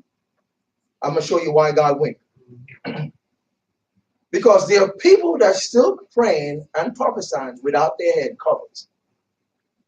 And the Bible said cover, but it said don't cover. I remember one point in my life when I spoke to my leader, and I said to my leader, leader, if the Bible said a woman ought to cover her head when she prays or prophesies, why don't we do that? He said, well, it's not necessary. It's tradition. And I said, he said, it's no sin. I said, then why we don't do that? He said, well, it's all right. We can do it without it. Remember? And I said, but the Bible specifically declare without any shadow of doubt, and you have some preachers, and you have some preachers would say yay to it, and some would say nay to it. So why then I said, then why would the Bible would want to declare that? Don't we believe all parts of the Bible? Don't we? Yeah, right? We believe all parts of the Bible. So he said, well, whether we do it or not, everything is still good. I said, okay, all right. I'm going to walk away with that. But when I begin to look into the word of the Lord, can we go there? Can we go there? Can we go there? Let's go there. The book of Corinthians.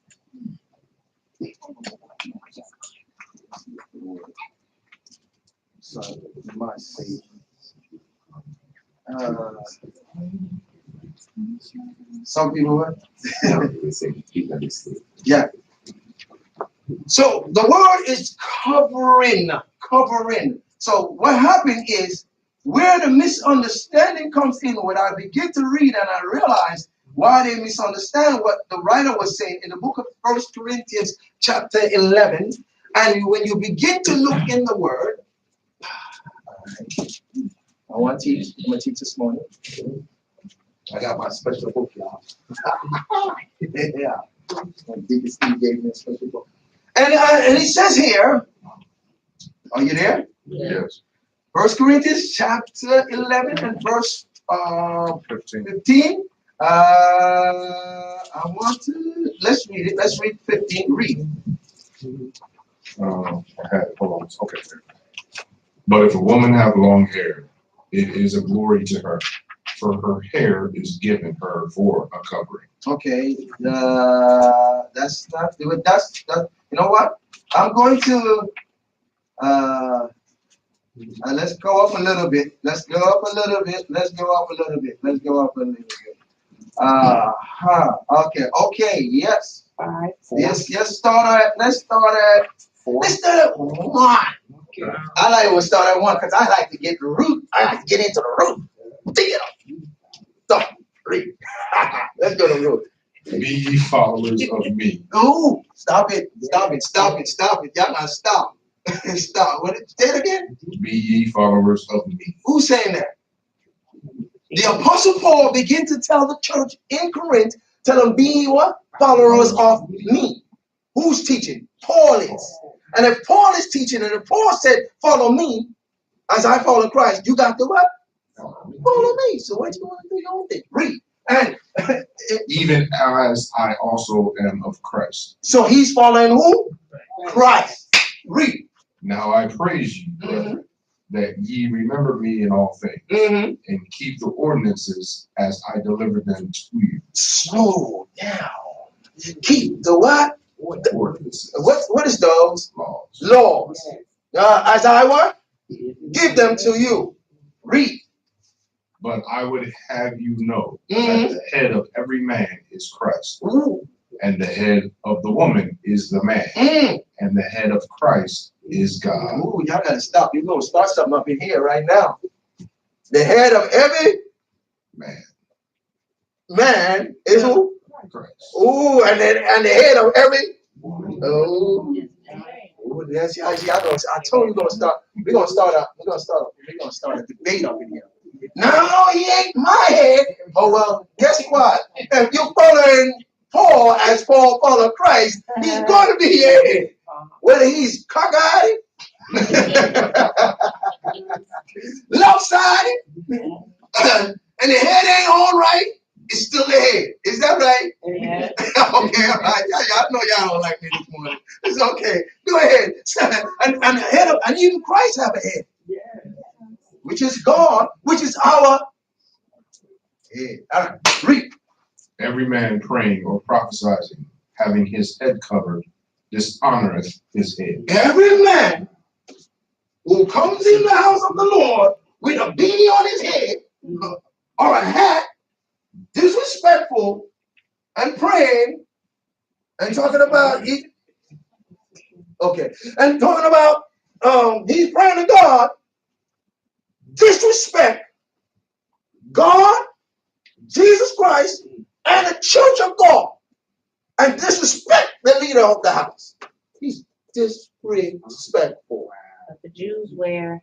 Yeah, I know. Every man, I don't care who he is, whether you're a Muslim, Jew, are you from Buddha, are you any type of religion, if you got your head covered when you praying to God and talking to God, what you do? You dishonor God. Yeah. All right. All right. Read. But every woman that prayeth or prophesieth with her head uncovered dishonoreth her head, for that is even all one as if she were shaven. All right. English. Any woman who don't cover their head when they're praying and when they're prophesying, dishonor her husband. And it might as well should be bald-headed. Okay, I'm not talking about the ones with the hair, cut your hair down low. She might as well be shaven, shorn, taking off the hair, take it off.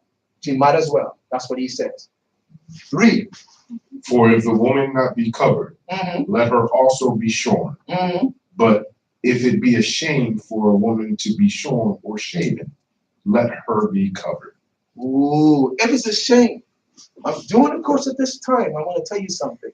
When a woman here is short and low and bald head, it was a shame then. It was. Is it a shame now? No. No, because it's changed. Everything's changed now. I said, yeah, baby, I like the small brown cookie. I would like to rub your hair, baby. Right? I like to rub my hands on. Personally, when I was a young man growing up, I like a woman with long hair all the way down, so I could put my fingers through it, and I'm touching her hair. Yeah, I can feel it. It's a trap. Yeah. That's a young person growing up. Not no weed. Not weed with the weed. Not no weed. No weed. No wig. No nothing of that nature. All right? I don't want that because I might pull it off. Someone's glued down. Right with the shoulder. No, I don't get into that. But listen to this. It might as well she be shaven if she don't want to, if she's not going to cover her head. Read. Come on. For a man indeed ought not to cover his head, for as much as he is the image and glory of God.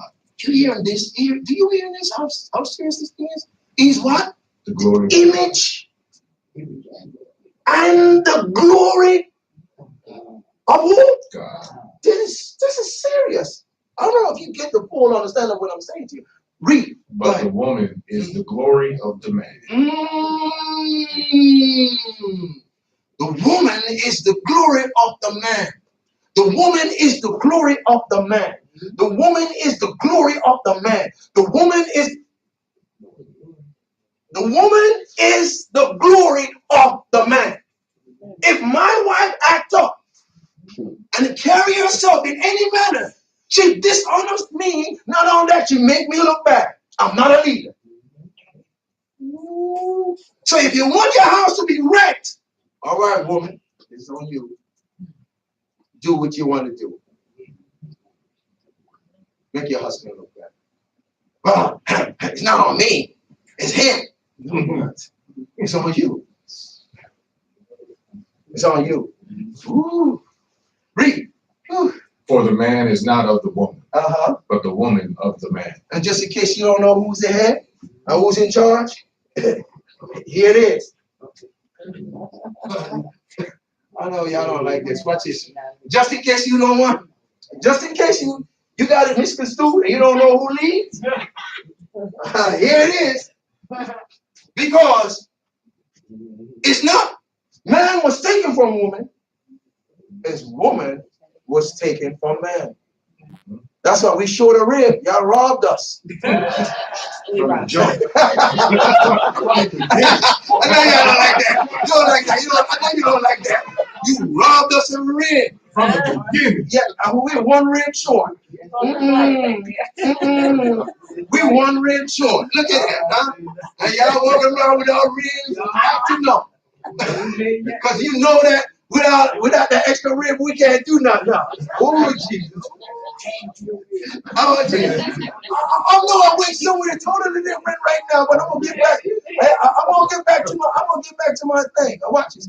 Because what I'm doing is laying a foundation, and it's caught my eyes, and I'm just going as spirit lead, right? Because we really need teaching, are we? Yes, Yeah, because that's the reason why we do a lot of blunders and faults and stuff, because we're being preached too much. We need teaching. So, come on, read. Neither was the man created for the woman, but the woman for the man. Oh, read. For this cause, read. Come on. For this cause ought the woman to have power on her head, because of the angels. Nevertheless, neither is the man without the woman. All right. Neither the woman without the man in the Lord. Amen. I'm not gonna go on because this is gonna take me into somewhere else. See, so the glory, her glory, even though her glory is her hair, she still needs to cover her head when she prophesied and when she prayed. Bible. Some says, well, since her hair is her glory, she don't need to cover her head. That's not what the Bible says. The Bible is directly, help me out. The word I'm looking for. Epic. What it clearly says that she needs to cover her head, because the man, he can't cover his head. So he's talking about the covering and when one prays. That's what he's talking about. A lot of things we do sometimes, we do it ignorantly because we don't know. We don't know. It's our job to know. But once you know, start doing it. God. One sister looked at me and said, I don't want to cover my head when I pray. I don't want to do that. Because it's old fashioned. But 15 says her hair. Yeah. 15 says her hair is a covering based on the fact that she should not be strong. Should be shaven. And it's her glory. That's what 15 is saying. But she needs to cover her head when she prays and when she prophesies. She needs to. Huh? I know a lot of churches, some they don't see that. Right? Is that true, minister? Is that true, prophetess?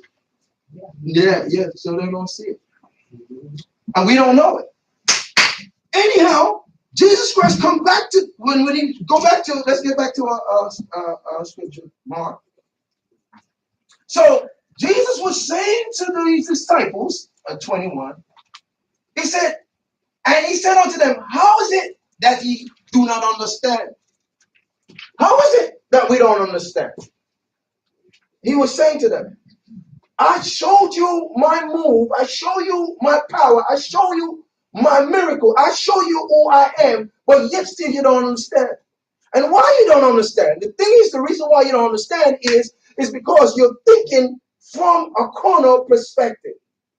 You're not using the spiritual perspective. That's why you don't understand. Now, Jesus now got to Bethsaida. Let's get back to now Bethsaida. And when he come into Bethsaida, there was a blind man who was brought to him. And when the blind man was brought to him, he now do one of the most, let's say, mysterious thing. I'm going to use the word mysterious. He grabbed the blind man by the hand. You're not acting with me. You're not acting. And he grabbed the blind man and led him out the town.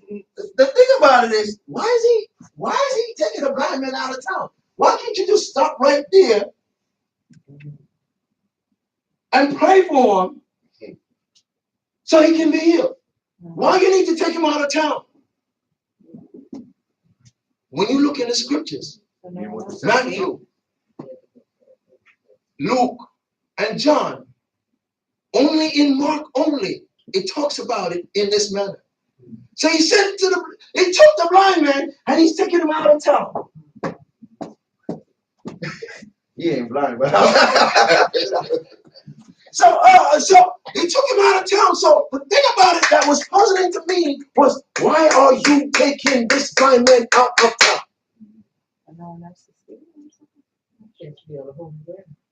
Oh, someone said to be on the holy ground. No one can see. No, that's not the reason why he was taking him out of town. I'm going to show you why. Watch this.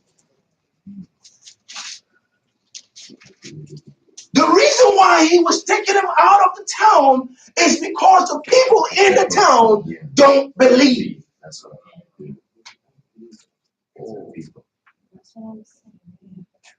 The people don't what? Believe. The people's heart was so hardened that when he preached and whatever he says, I'm not putting nothing on my head. That's old fashioned. What pastor is saying? You got to praise God. I'm not doing that. That's a little bit too much. I don't want to be no holy roller. Y'all with me? y'all with me? Especially when I get my hair did. Ooh, come on. Especially when you get your hair did. Listen. When you get your hair done, especially my wife, ooh, when she get her hair done, I'm talking about her friends might be watching me. I don't care. And when she go to sleep, oh my God, don't leave that thing up against nothing. Ooh, don't touch it. Don't touch that thing. What? I spend all that money, $80 to get my hair done every week. What? You better, and then I have to tip on top of it. My tip ain't small either. What? You better not soil that. No, honey, I'm not putting no hat on my head. Ooh. Because you're too holy, you can't put a hat on your head or a covering on your head. It's against the law of what I believe. I'm talking about this. You see what I said? So that's the reason why Jesus took the man out of town, is because those people that was in town, they wasn't ready for this. Especially what he's getting ready to do next. Spit. Wait a minute. You can't see? You got glasses from? Come here, let me spit in the eye. You see? You just saw that? Yeah. Listen, come here, let me spit in the eye. You sure about this? Yeah. You see, I like that. Stay right there. See, I like that. I like that. See that? In the first place, spitting in someone's eye. Yeah. That's disrespectful. Yeah. In the first place, I can't even see already. And you spit in my eye again. Can't see it, so. Don't worry about it. You spitting in my eye? That don't even make sense. Does that make sense? Spitting in someone's eye. So you can see. I came with my problems. I came with my issues. Matter of fact, my friends brought me in. And when they brought me in, I had a lot of issues. And I wanted to be fixed. And I heard that you can fix it. And I heard that you are the person that can make it happen. But I'm telling you what I need to be done. And you're going to tell me what you're going to do. Ooh. Anybody writing this down? This is good stuff here.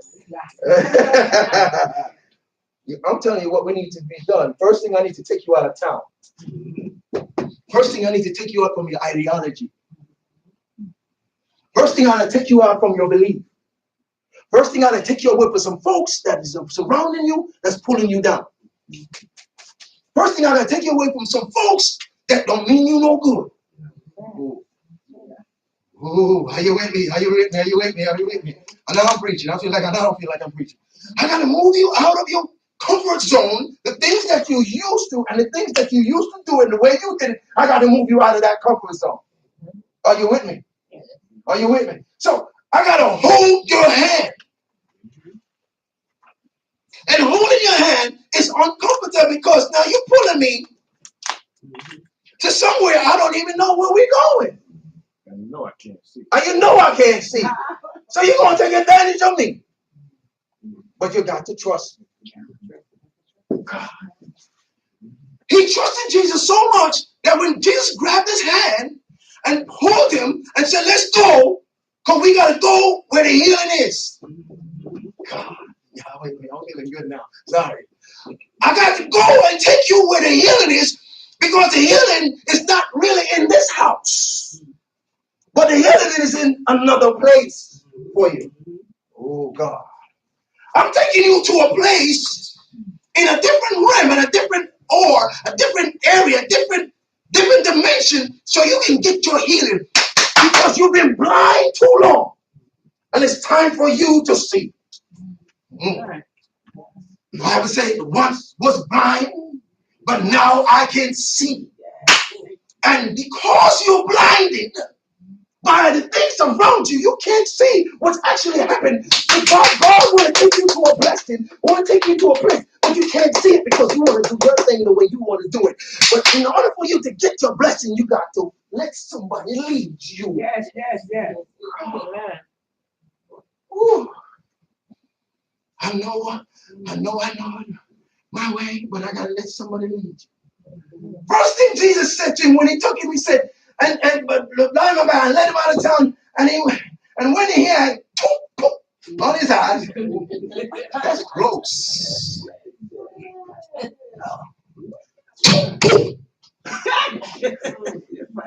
Oh, can you imagine? Yeah. He wouldn't see it. He wouldn't see it coming, though. Well, he couldn't see it coming, but he heard it. So hit the first eye. You knew it was coming for that second. Watch this. In your eyes. Jesus, you just hallelujah. Yeah, I did a Jesus spit on you. You gotta understand. There's power that comes out of the mouth. Oh, that life is in the power of the tongue, and he that loveth shall eat the fruit thereof. What are you speaking out of your mouth? So Jesus spoke out of his mouth with a spit. Oh, God. Oh, Jesus. I'm telling you, it's the uncommon thing that's going to make it happen. The thing that looks strange, the thing that looks crazy, the thing that don't even seem like it's supposed to be, is going to make it happen. It's going to bring forth a miracle. Naaman, a puffed up Syrian, thought he was all that in a bag of chips, but he was sick. And he heard about a man called Elijah in Israel. Is it Elijah? Yeah, I think it was. And a little girl spoke to him. A little girl. To name him. There's a man in Israel. Funny looking guy. He don't even dress right. And if you want to be healed, trust me, you go over there and talk to him. He will tell you what it is to make sure you are healed. So he said, okay, let me go over there and talk to him. He sent messengers. He don't even go himself. Disrespectful. Oh, because he's not one of the people that you so-called heard of. Hasidic on top of the world. Because he's not from the Obama clan. Excuse me. You don't want to go? You send messages. Excuse me. Then the message came back and said, listen, tell Naaman, the poked up leopard, to go down to the dirty river in Jordan to wash. The dirty river in Jordan to wash. So you can't imagine Naaman. Really? He couldn't find any other river to tell me to go down there to wash in.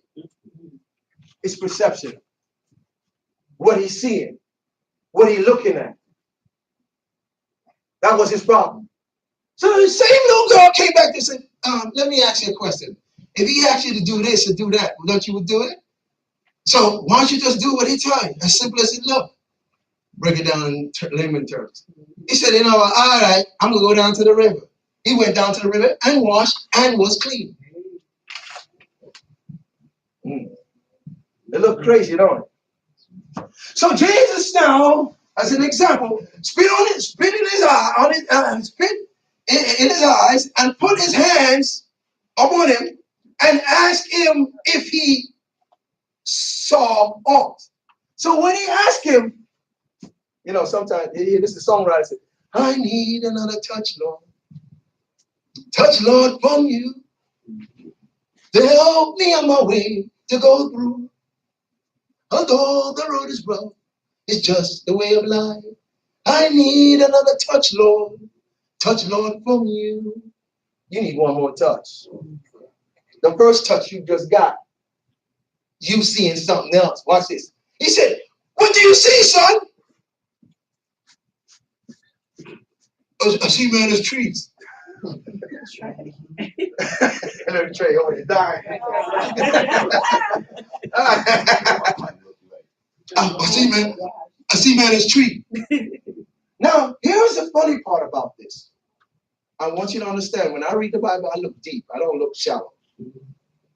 Because I've seen other miracles that the Bible spoke about with Jesus. He touched people and immediately they see.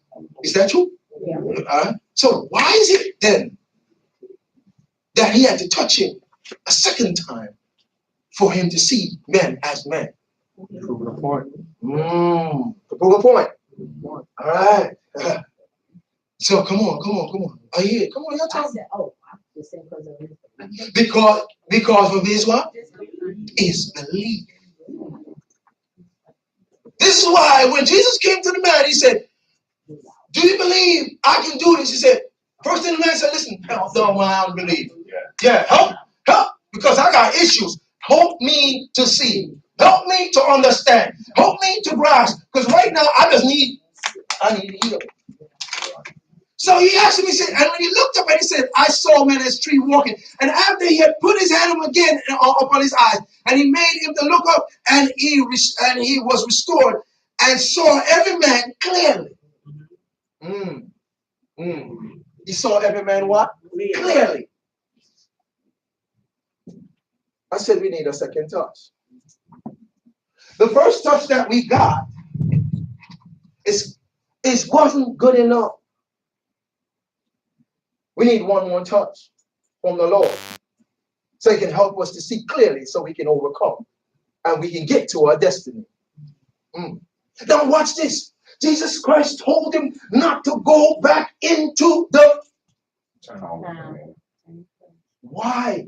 I'm going to keep asking you why. Why? Because all the dollars is in the town. And if you go back to the same old thing where you got delivered from, guess what you're going to do? You're going to go right back to your vomit like the door. Be blind again. You blind again. Yeah. And walking in the same manner in which you used to walk before. Blind. Oh, Jesus. I like this. So Jesus told him, don't go back into the and not tell anyone. Don't tell anybody. But let me ask you a question. When you get a miracle in your life, can you actually keep it to yourself? It's hard, yeah. Can you actually keep it to yourself? No. You can't. No. Why did Jesus Christ tell him that? Because Jesus Christ knowing where he was going to go in there and say, listen, I don't know about you, but I once was blind, but now I can see. Excuse me, because I'm going to dance for a little bit, because I know what God has done for me. Look what the Lord has done. You've healed my body, saved my soul, baptized me, and he made me old. I'm singing some songs right now. Yeah, that's some old Jamaican songs. Yeah. I said, look what the Lord have done for me. Look what the Lord have done. When God heals you, when God delivers you and open your blinded eyes, it's not for you to go back the way you came, but for you to go forward and move in his word, on his word, in his word. I'm going to say this two things. On his word, in his word. It's vitally important. But a lot of times, what I see and understand, I come to understand is, the reason why we don't utilize the word It's because we don't come where the word is. How can you know the word if you don't come to Bible study? Drink some water first. Pastor, you understand? Things is kind of. I read at home. I read at home. You read at home, but did you understand what you read? And yes, still, even though you're at home and you can't look at the Bible, said, guess what? You don't do. You don't call the leader who put you by the hand and was leading you out of the town. You didn't call him. And leader, you know what? Let me ask you a question. What this mean? You don't. You stay home and go on Google. You go on Google. And Google will tell you the answer. What answer is that? I'm talking natural now. Am I talking right? Am I talking right? If I'm not talking right, I say, shh, Pastor, you're not talking right. But I'm talking right. You go on Google, you call up your friend who just learned it himself, you call up your sister, you call everybody up, you go to the dictionary, the commentary.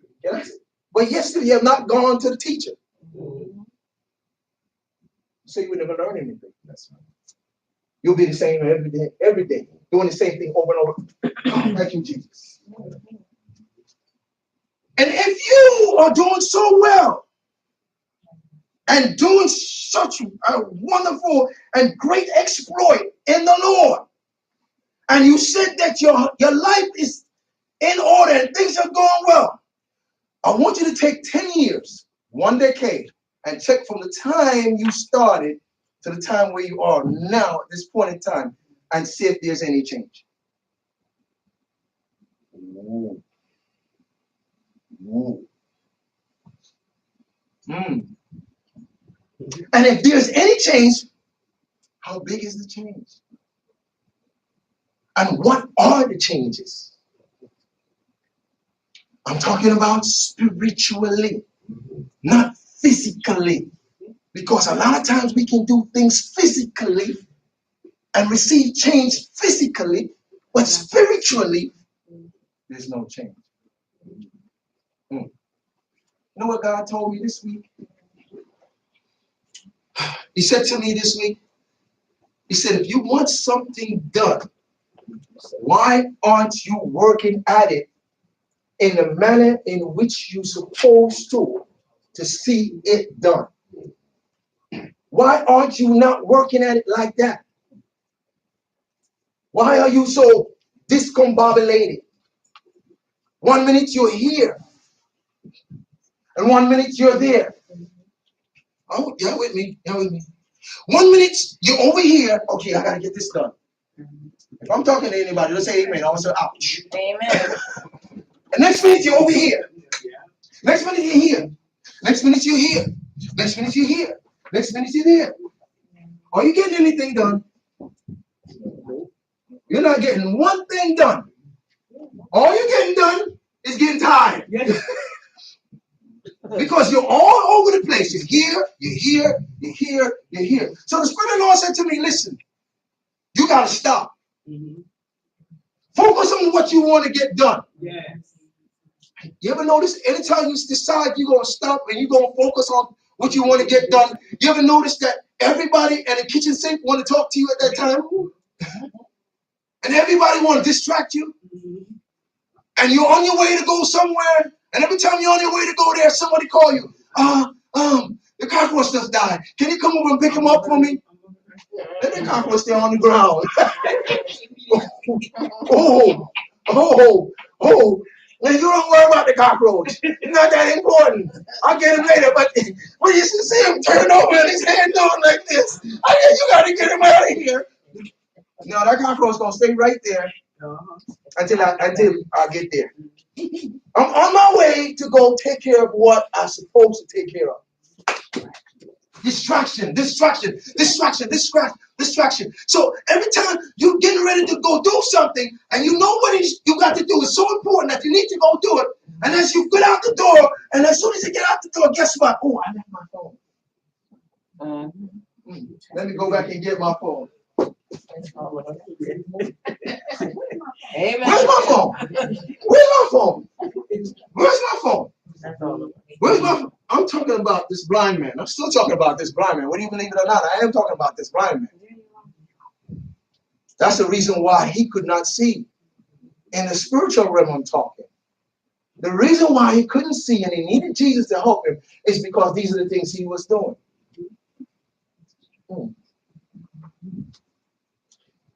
I wonder if he could see before. Oh, I wonder if he could have seen before. Could he see before? You think so? Yeah. Could he see? Probably could. Oh, he could have seen before.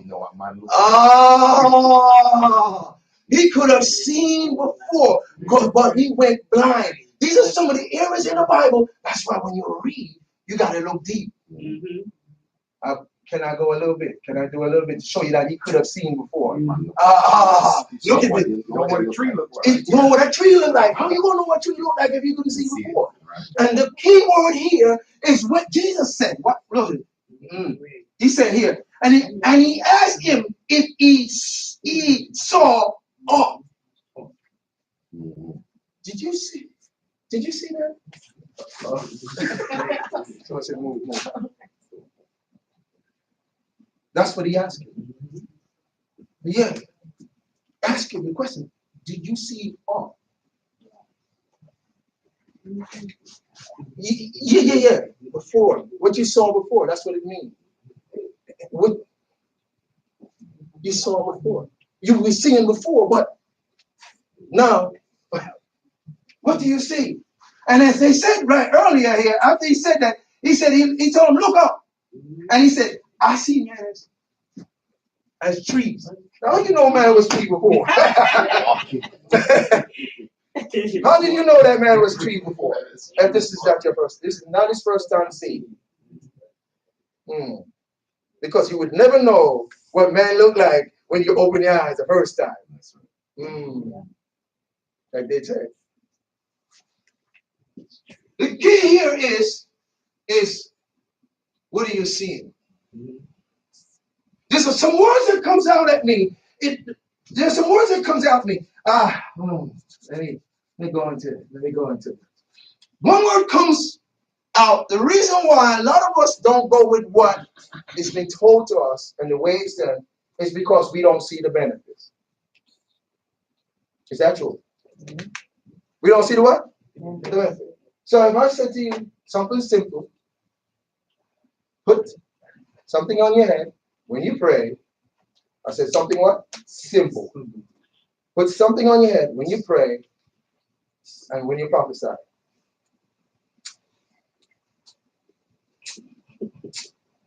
Can you see the faces? Yeah, oh, it's the man face. All right. A woman face. I can't do the woman face. Yeah, I don't have. Yeah. The face. Women don't have a face. Yeah.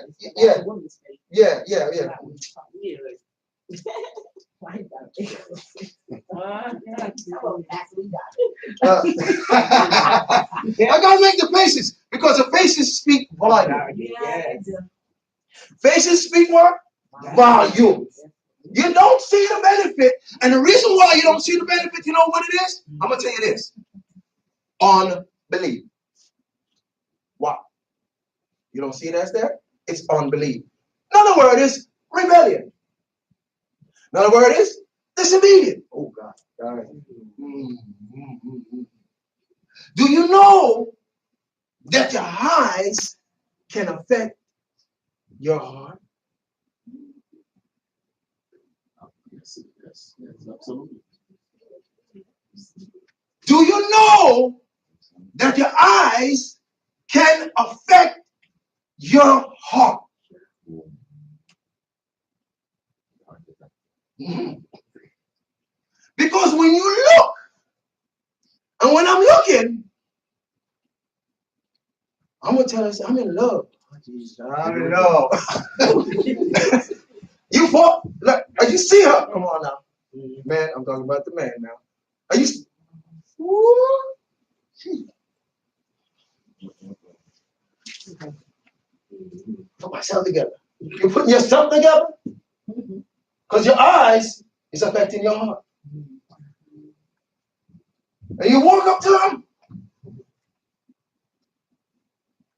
How you doing? Voice all nice, all raspy. How you doing? Hey, baby. You know, you get all, stop. That's not how you do it. That's how you, go ahead, help me. How you doing? Yeah. Thank you. So your eyes is affecting your heart. When you look at your ministry, is it affecting your heart? When you look at your family, is it affecting your heart? When you look at the word of God, is it affecting your heart? Wow. It's important. This morning, I think we need another touch from the Lord to help us to go through, help us on the way. Because many of us has actually been looking at the thing the wrong way. We need another touch. One more touch. One more touch. Do you need another touch? Do you feel you need another touch this morning? Feel you need another touch? God, to help me on my way to go through. I don't know about you, but when I'm going through some stuff, I say, God, I need one more touch. We are. I need one more touch. Because this road is rough. To help me on my way to go through. So I can make it. So I can get to the next area of my life. Jesus, Jesus. Come on, give the Lord an anchor. That's the Lord. No, that's sure don't. You sure don't. See, that's what I told you. Don't give me no hand clap. Because if you get the Lord a hand clap like that, I know I'm kind of talking rough today. And the way that I want to go, it's just the way the Lord left me. Amen. Amen. Amen. I pray this morning that the word examine your heart. And you take the word and examine yourself. I don't minister to bash or to beat down anyone, but I go where what the Lord gives me.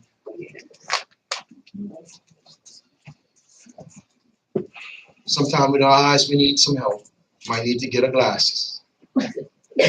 Amen. Amen. That's how we get it, right? Because our vision is blurred. Amen. For those who wear glasses like me.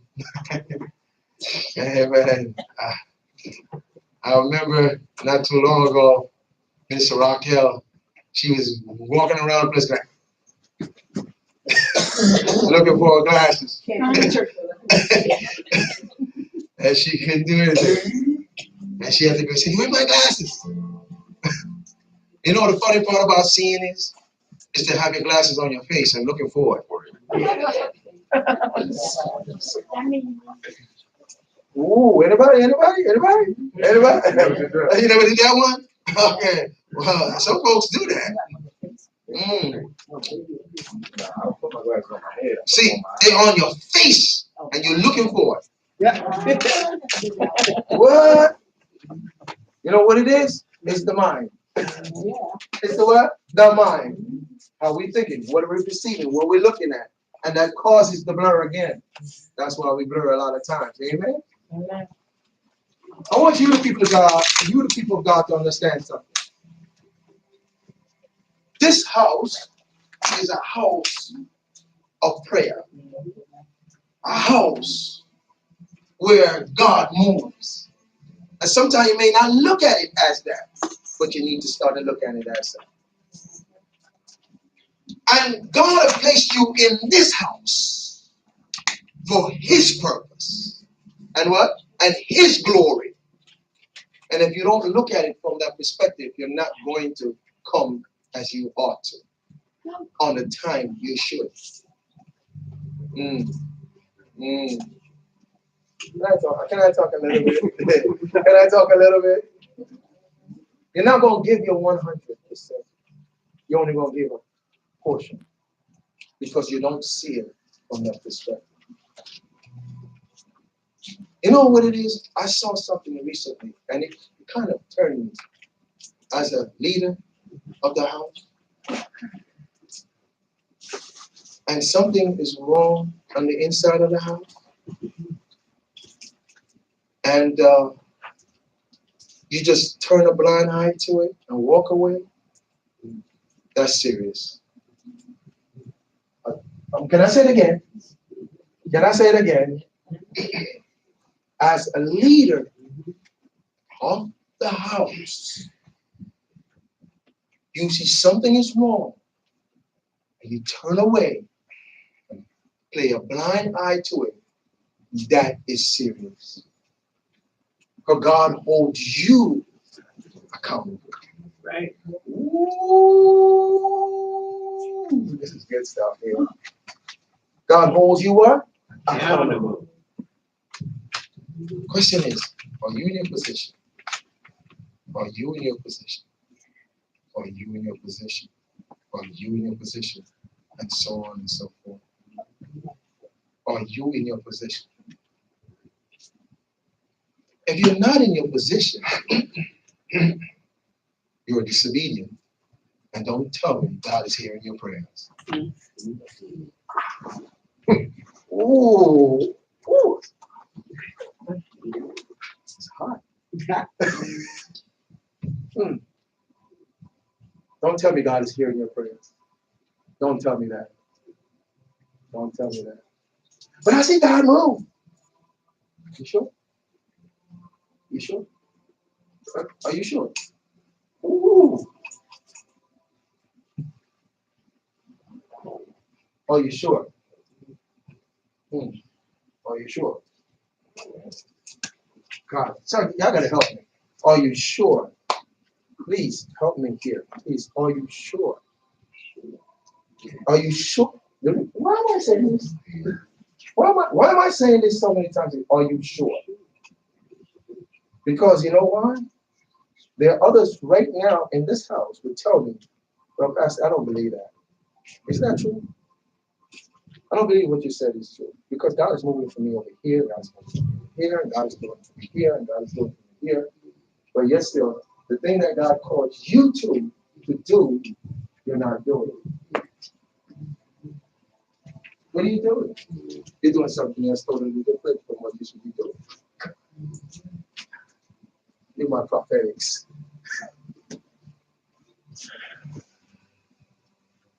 You're doing something that's totally different from what God called you to do because you're seeing man as trees.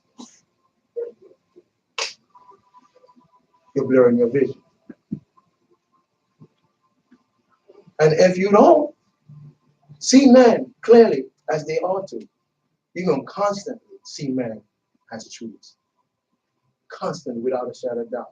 Your life is going to still be that roller coaster, up and down, up and down, round and round, up and down, up.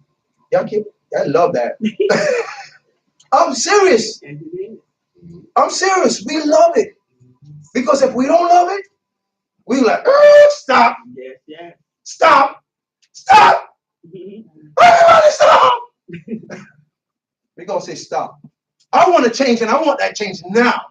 I want my change and I want it now. I don't want it tomorrow. God has given me power to overcome. God has given me power to step on adders and ladders. Adders. God has given me power to overcome my problems. God has given me power to stop those things that's coming against me. I asked a question this morning. Samson, when did he become strong? When he found out, when he killed the lion and the bear, or when he tore the temple down? Please. When did Samson become strong? He already said. He was what? He always. He was always what? Strong. From where? Birth. From birth. From the womb. So why are we acting like we so weak? Oh, why are we acting like we can't overcome? Why are we letting the little things causes us to trip? Why are we letting the things stop us from becoming that what we ought to become? From the womb, Samson was already strong. Here's another question. I'll teach it this morning. Did he go from strength to strength? Answer. Did he go from strength to strength? Did he become stronger as he grew? Did he? Yeah, he did. I know I was going to catch you. No, he didn't. No, he didn't. It was the same Holy Ghost power that was on his life when he was in the womb. It's the same Holy Ghost power when he pulled the temple down. Wow. But God was showing you can lose it. Yes. Because you step out of the line and did your thing. Because the way you see things. Ooh. And it cost his life. Not that he died and went to hell. No, he didn't die and go to hell. But God used him for his glory. God used him for his glory. It was a purpose why Samson was born from the day one. There's a purpose why you were born from day one. When God called you out of your mother's womb, he wasn't playing. He called you, purposed you, set you up, put you in the position you're supposed to be. And now you're held responsible for that position in which you are. And anybody that goes sideways because you didn't do what you do. Woo-wee. Teaching.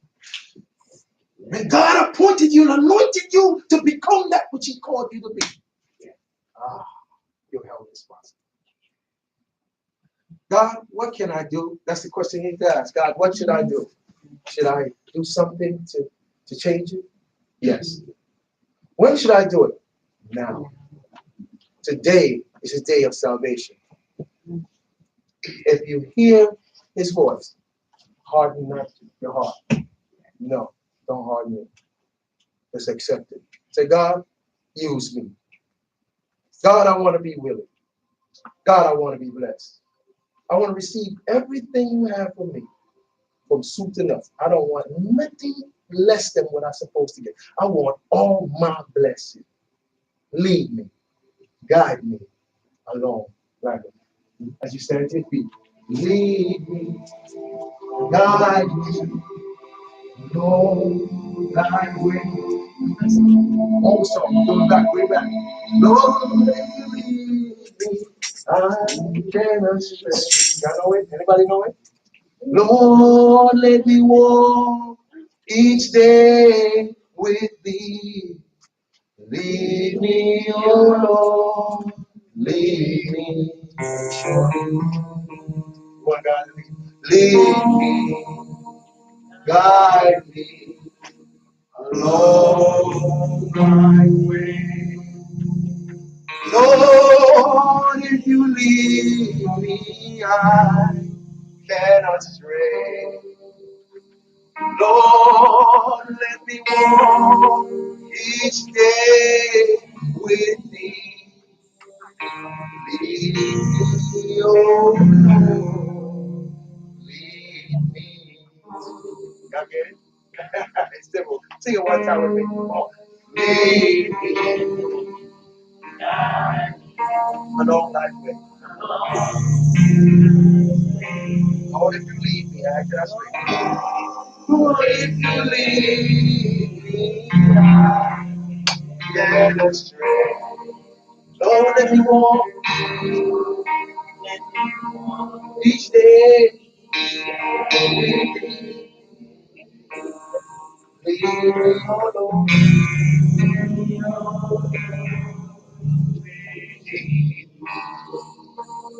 I don't know about you this morning as he prayed.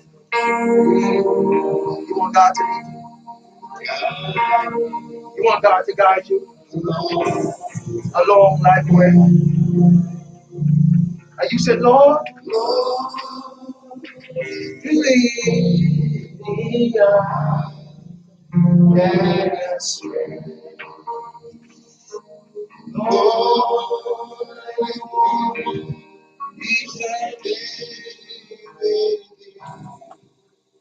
anyone want God to lead us? Come on up, come on, pray.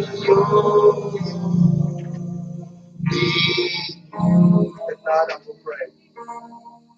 Father God, in your name, Jesus, as I stand before your people, your word has been delivered. God is singing, if you lead us, we cannot go astray. God, take our hands this morning. We put our hands in your hands. And we say, lead us, God, like you have led the blind man out of his misery. Lead us this morning, Father. Lead us, Jesus, so we can come into your blessings. So we can come into the area of our life where we can be blessed abundantly, above that we can even ask or think.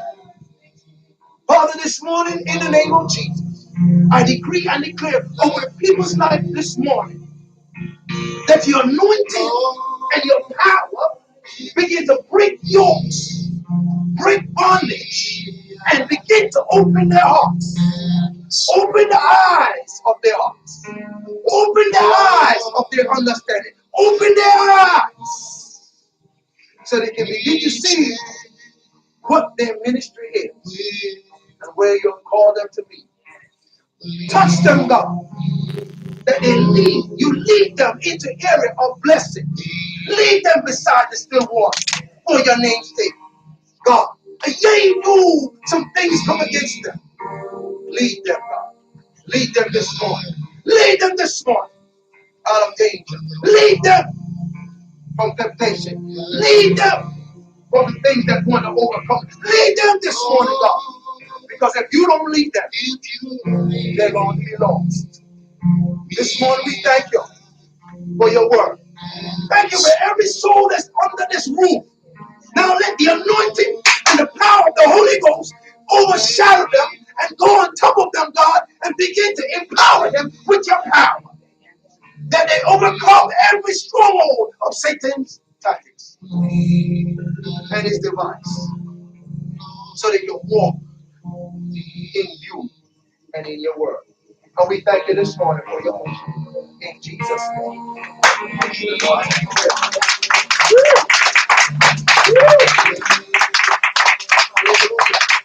Thank you, Jesus.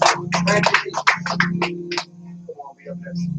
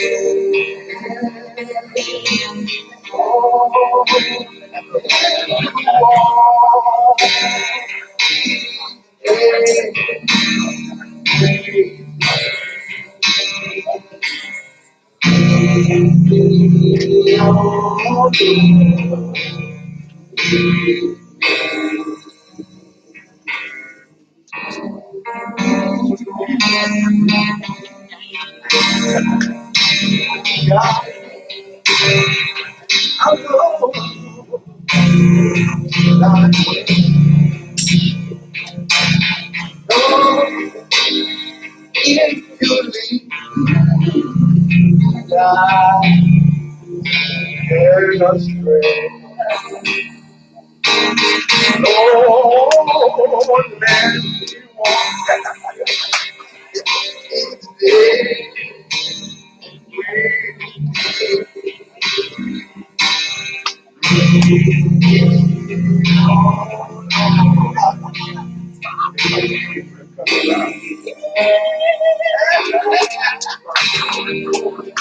Hallelujah. These are the old songs. I'm trying to tell you, the old songs. And this old song, you go back and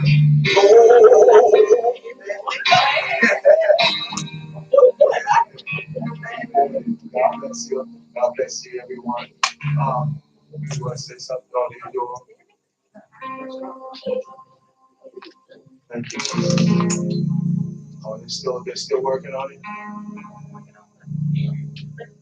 Open the eyes of my heart, Lord. Open the eyes of my heart. I want to see you. I want to see you. Open the eyes of my heart, Lord. Open the eyes of my heart. I want to see you. I want to see you. I am lifted up. I am in the light of the Lord. Around the power and love. God, Lord,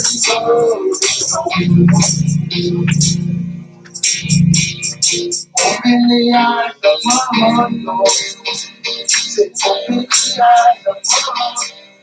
I want to see you. I want to see you. Come on, say it with me. Open the eyes of my heart, Lord. Open the eyes of my heart. I want to see you. I want to see you.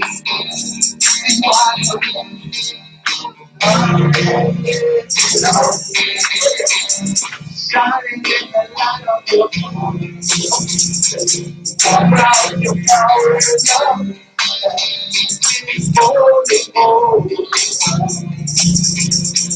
holy, holy.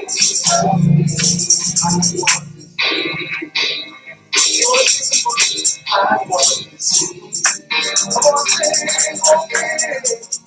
Open the eyes of my heart. Open the eyes of my heart. I want to see. I want to see. Open the eyes of my heart. Open the eyes of my heart. I want to see. I want to see.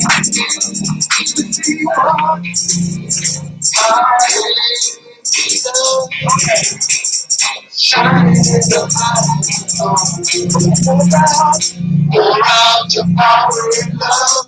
And sing glory, glory, glory. Holy, holy, holy. I want to see. I want to see. Nobody knows the songs open. Open the eyes of my heart, Lord. Open the eyes of my heart. I want to see. I want to see. Open the eyes of my heart, Lord. Open the eyes of my heart. I want to see. I want to see. What's that for people sing that song? See you high and lifted up. Shining in the light of your glory. Pour out your power and love. We sing holy, holy, holy. You high and lifted up. Shining in the light of your glory. Pour out your power and love. We sing holy, holy, holy. Holy, holy, holy. I want to see you. I want to see you.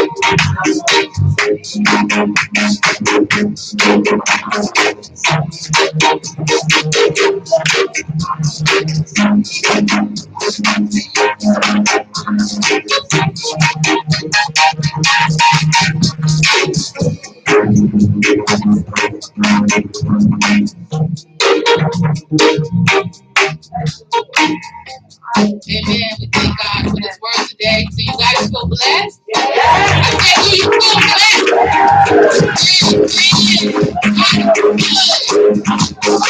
I want to see you right out.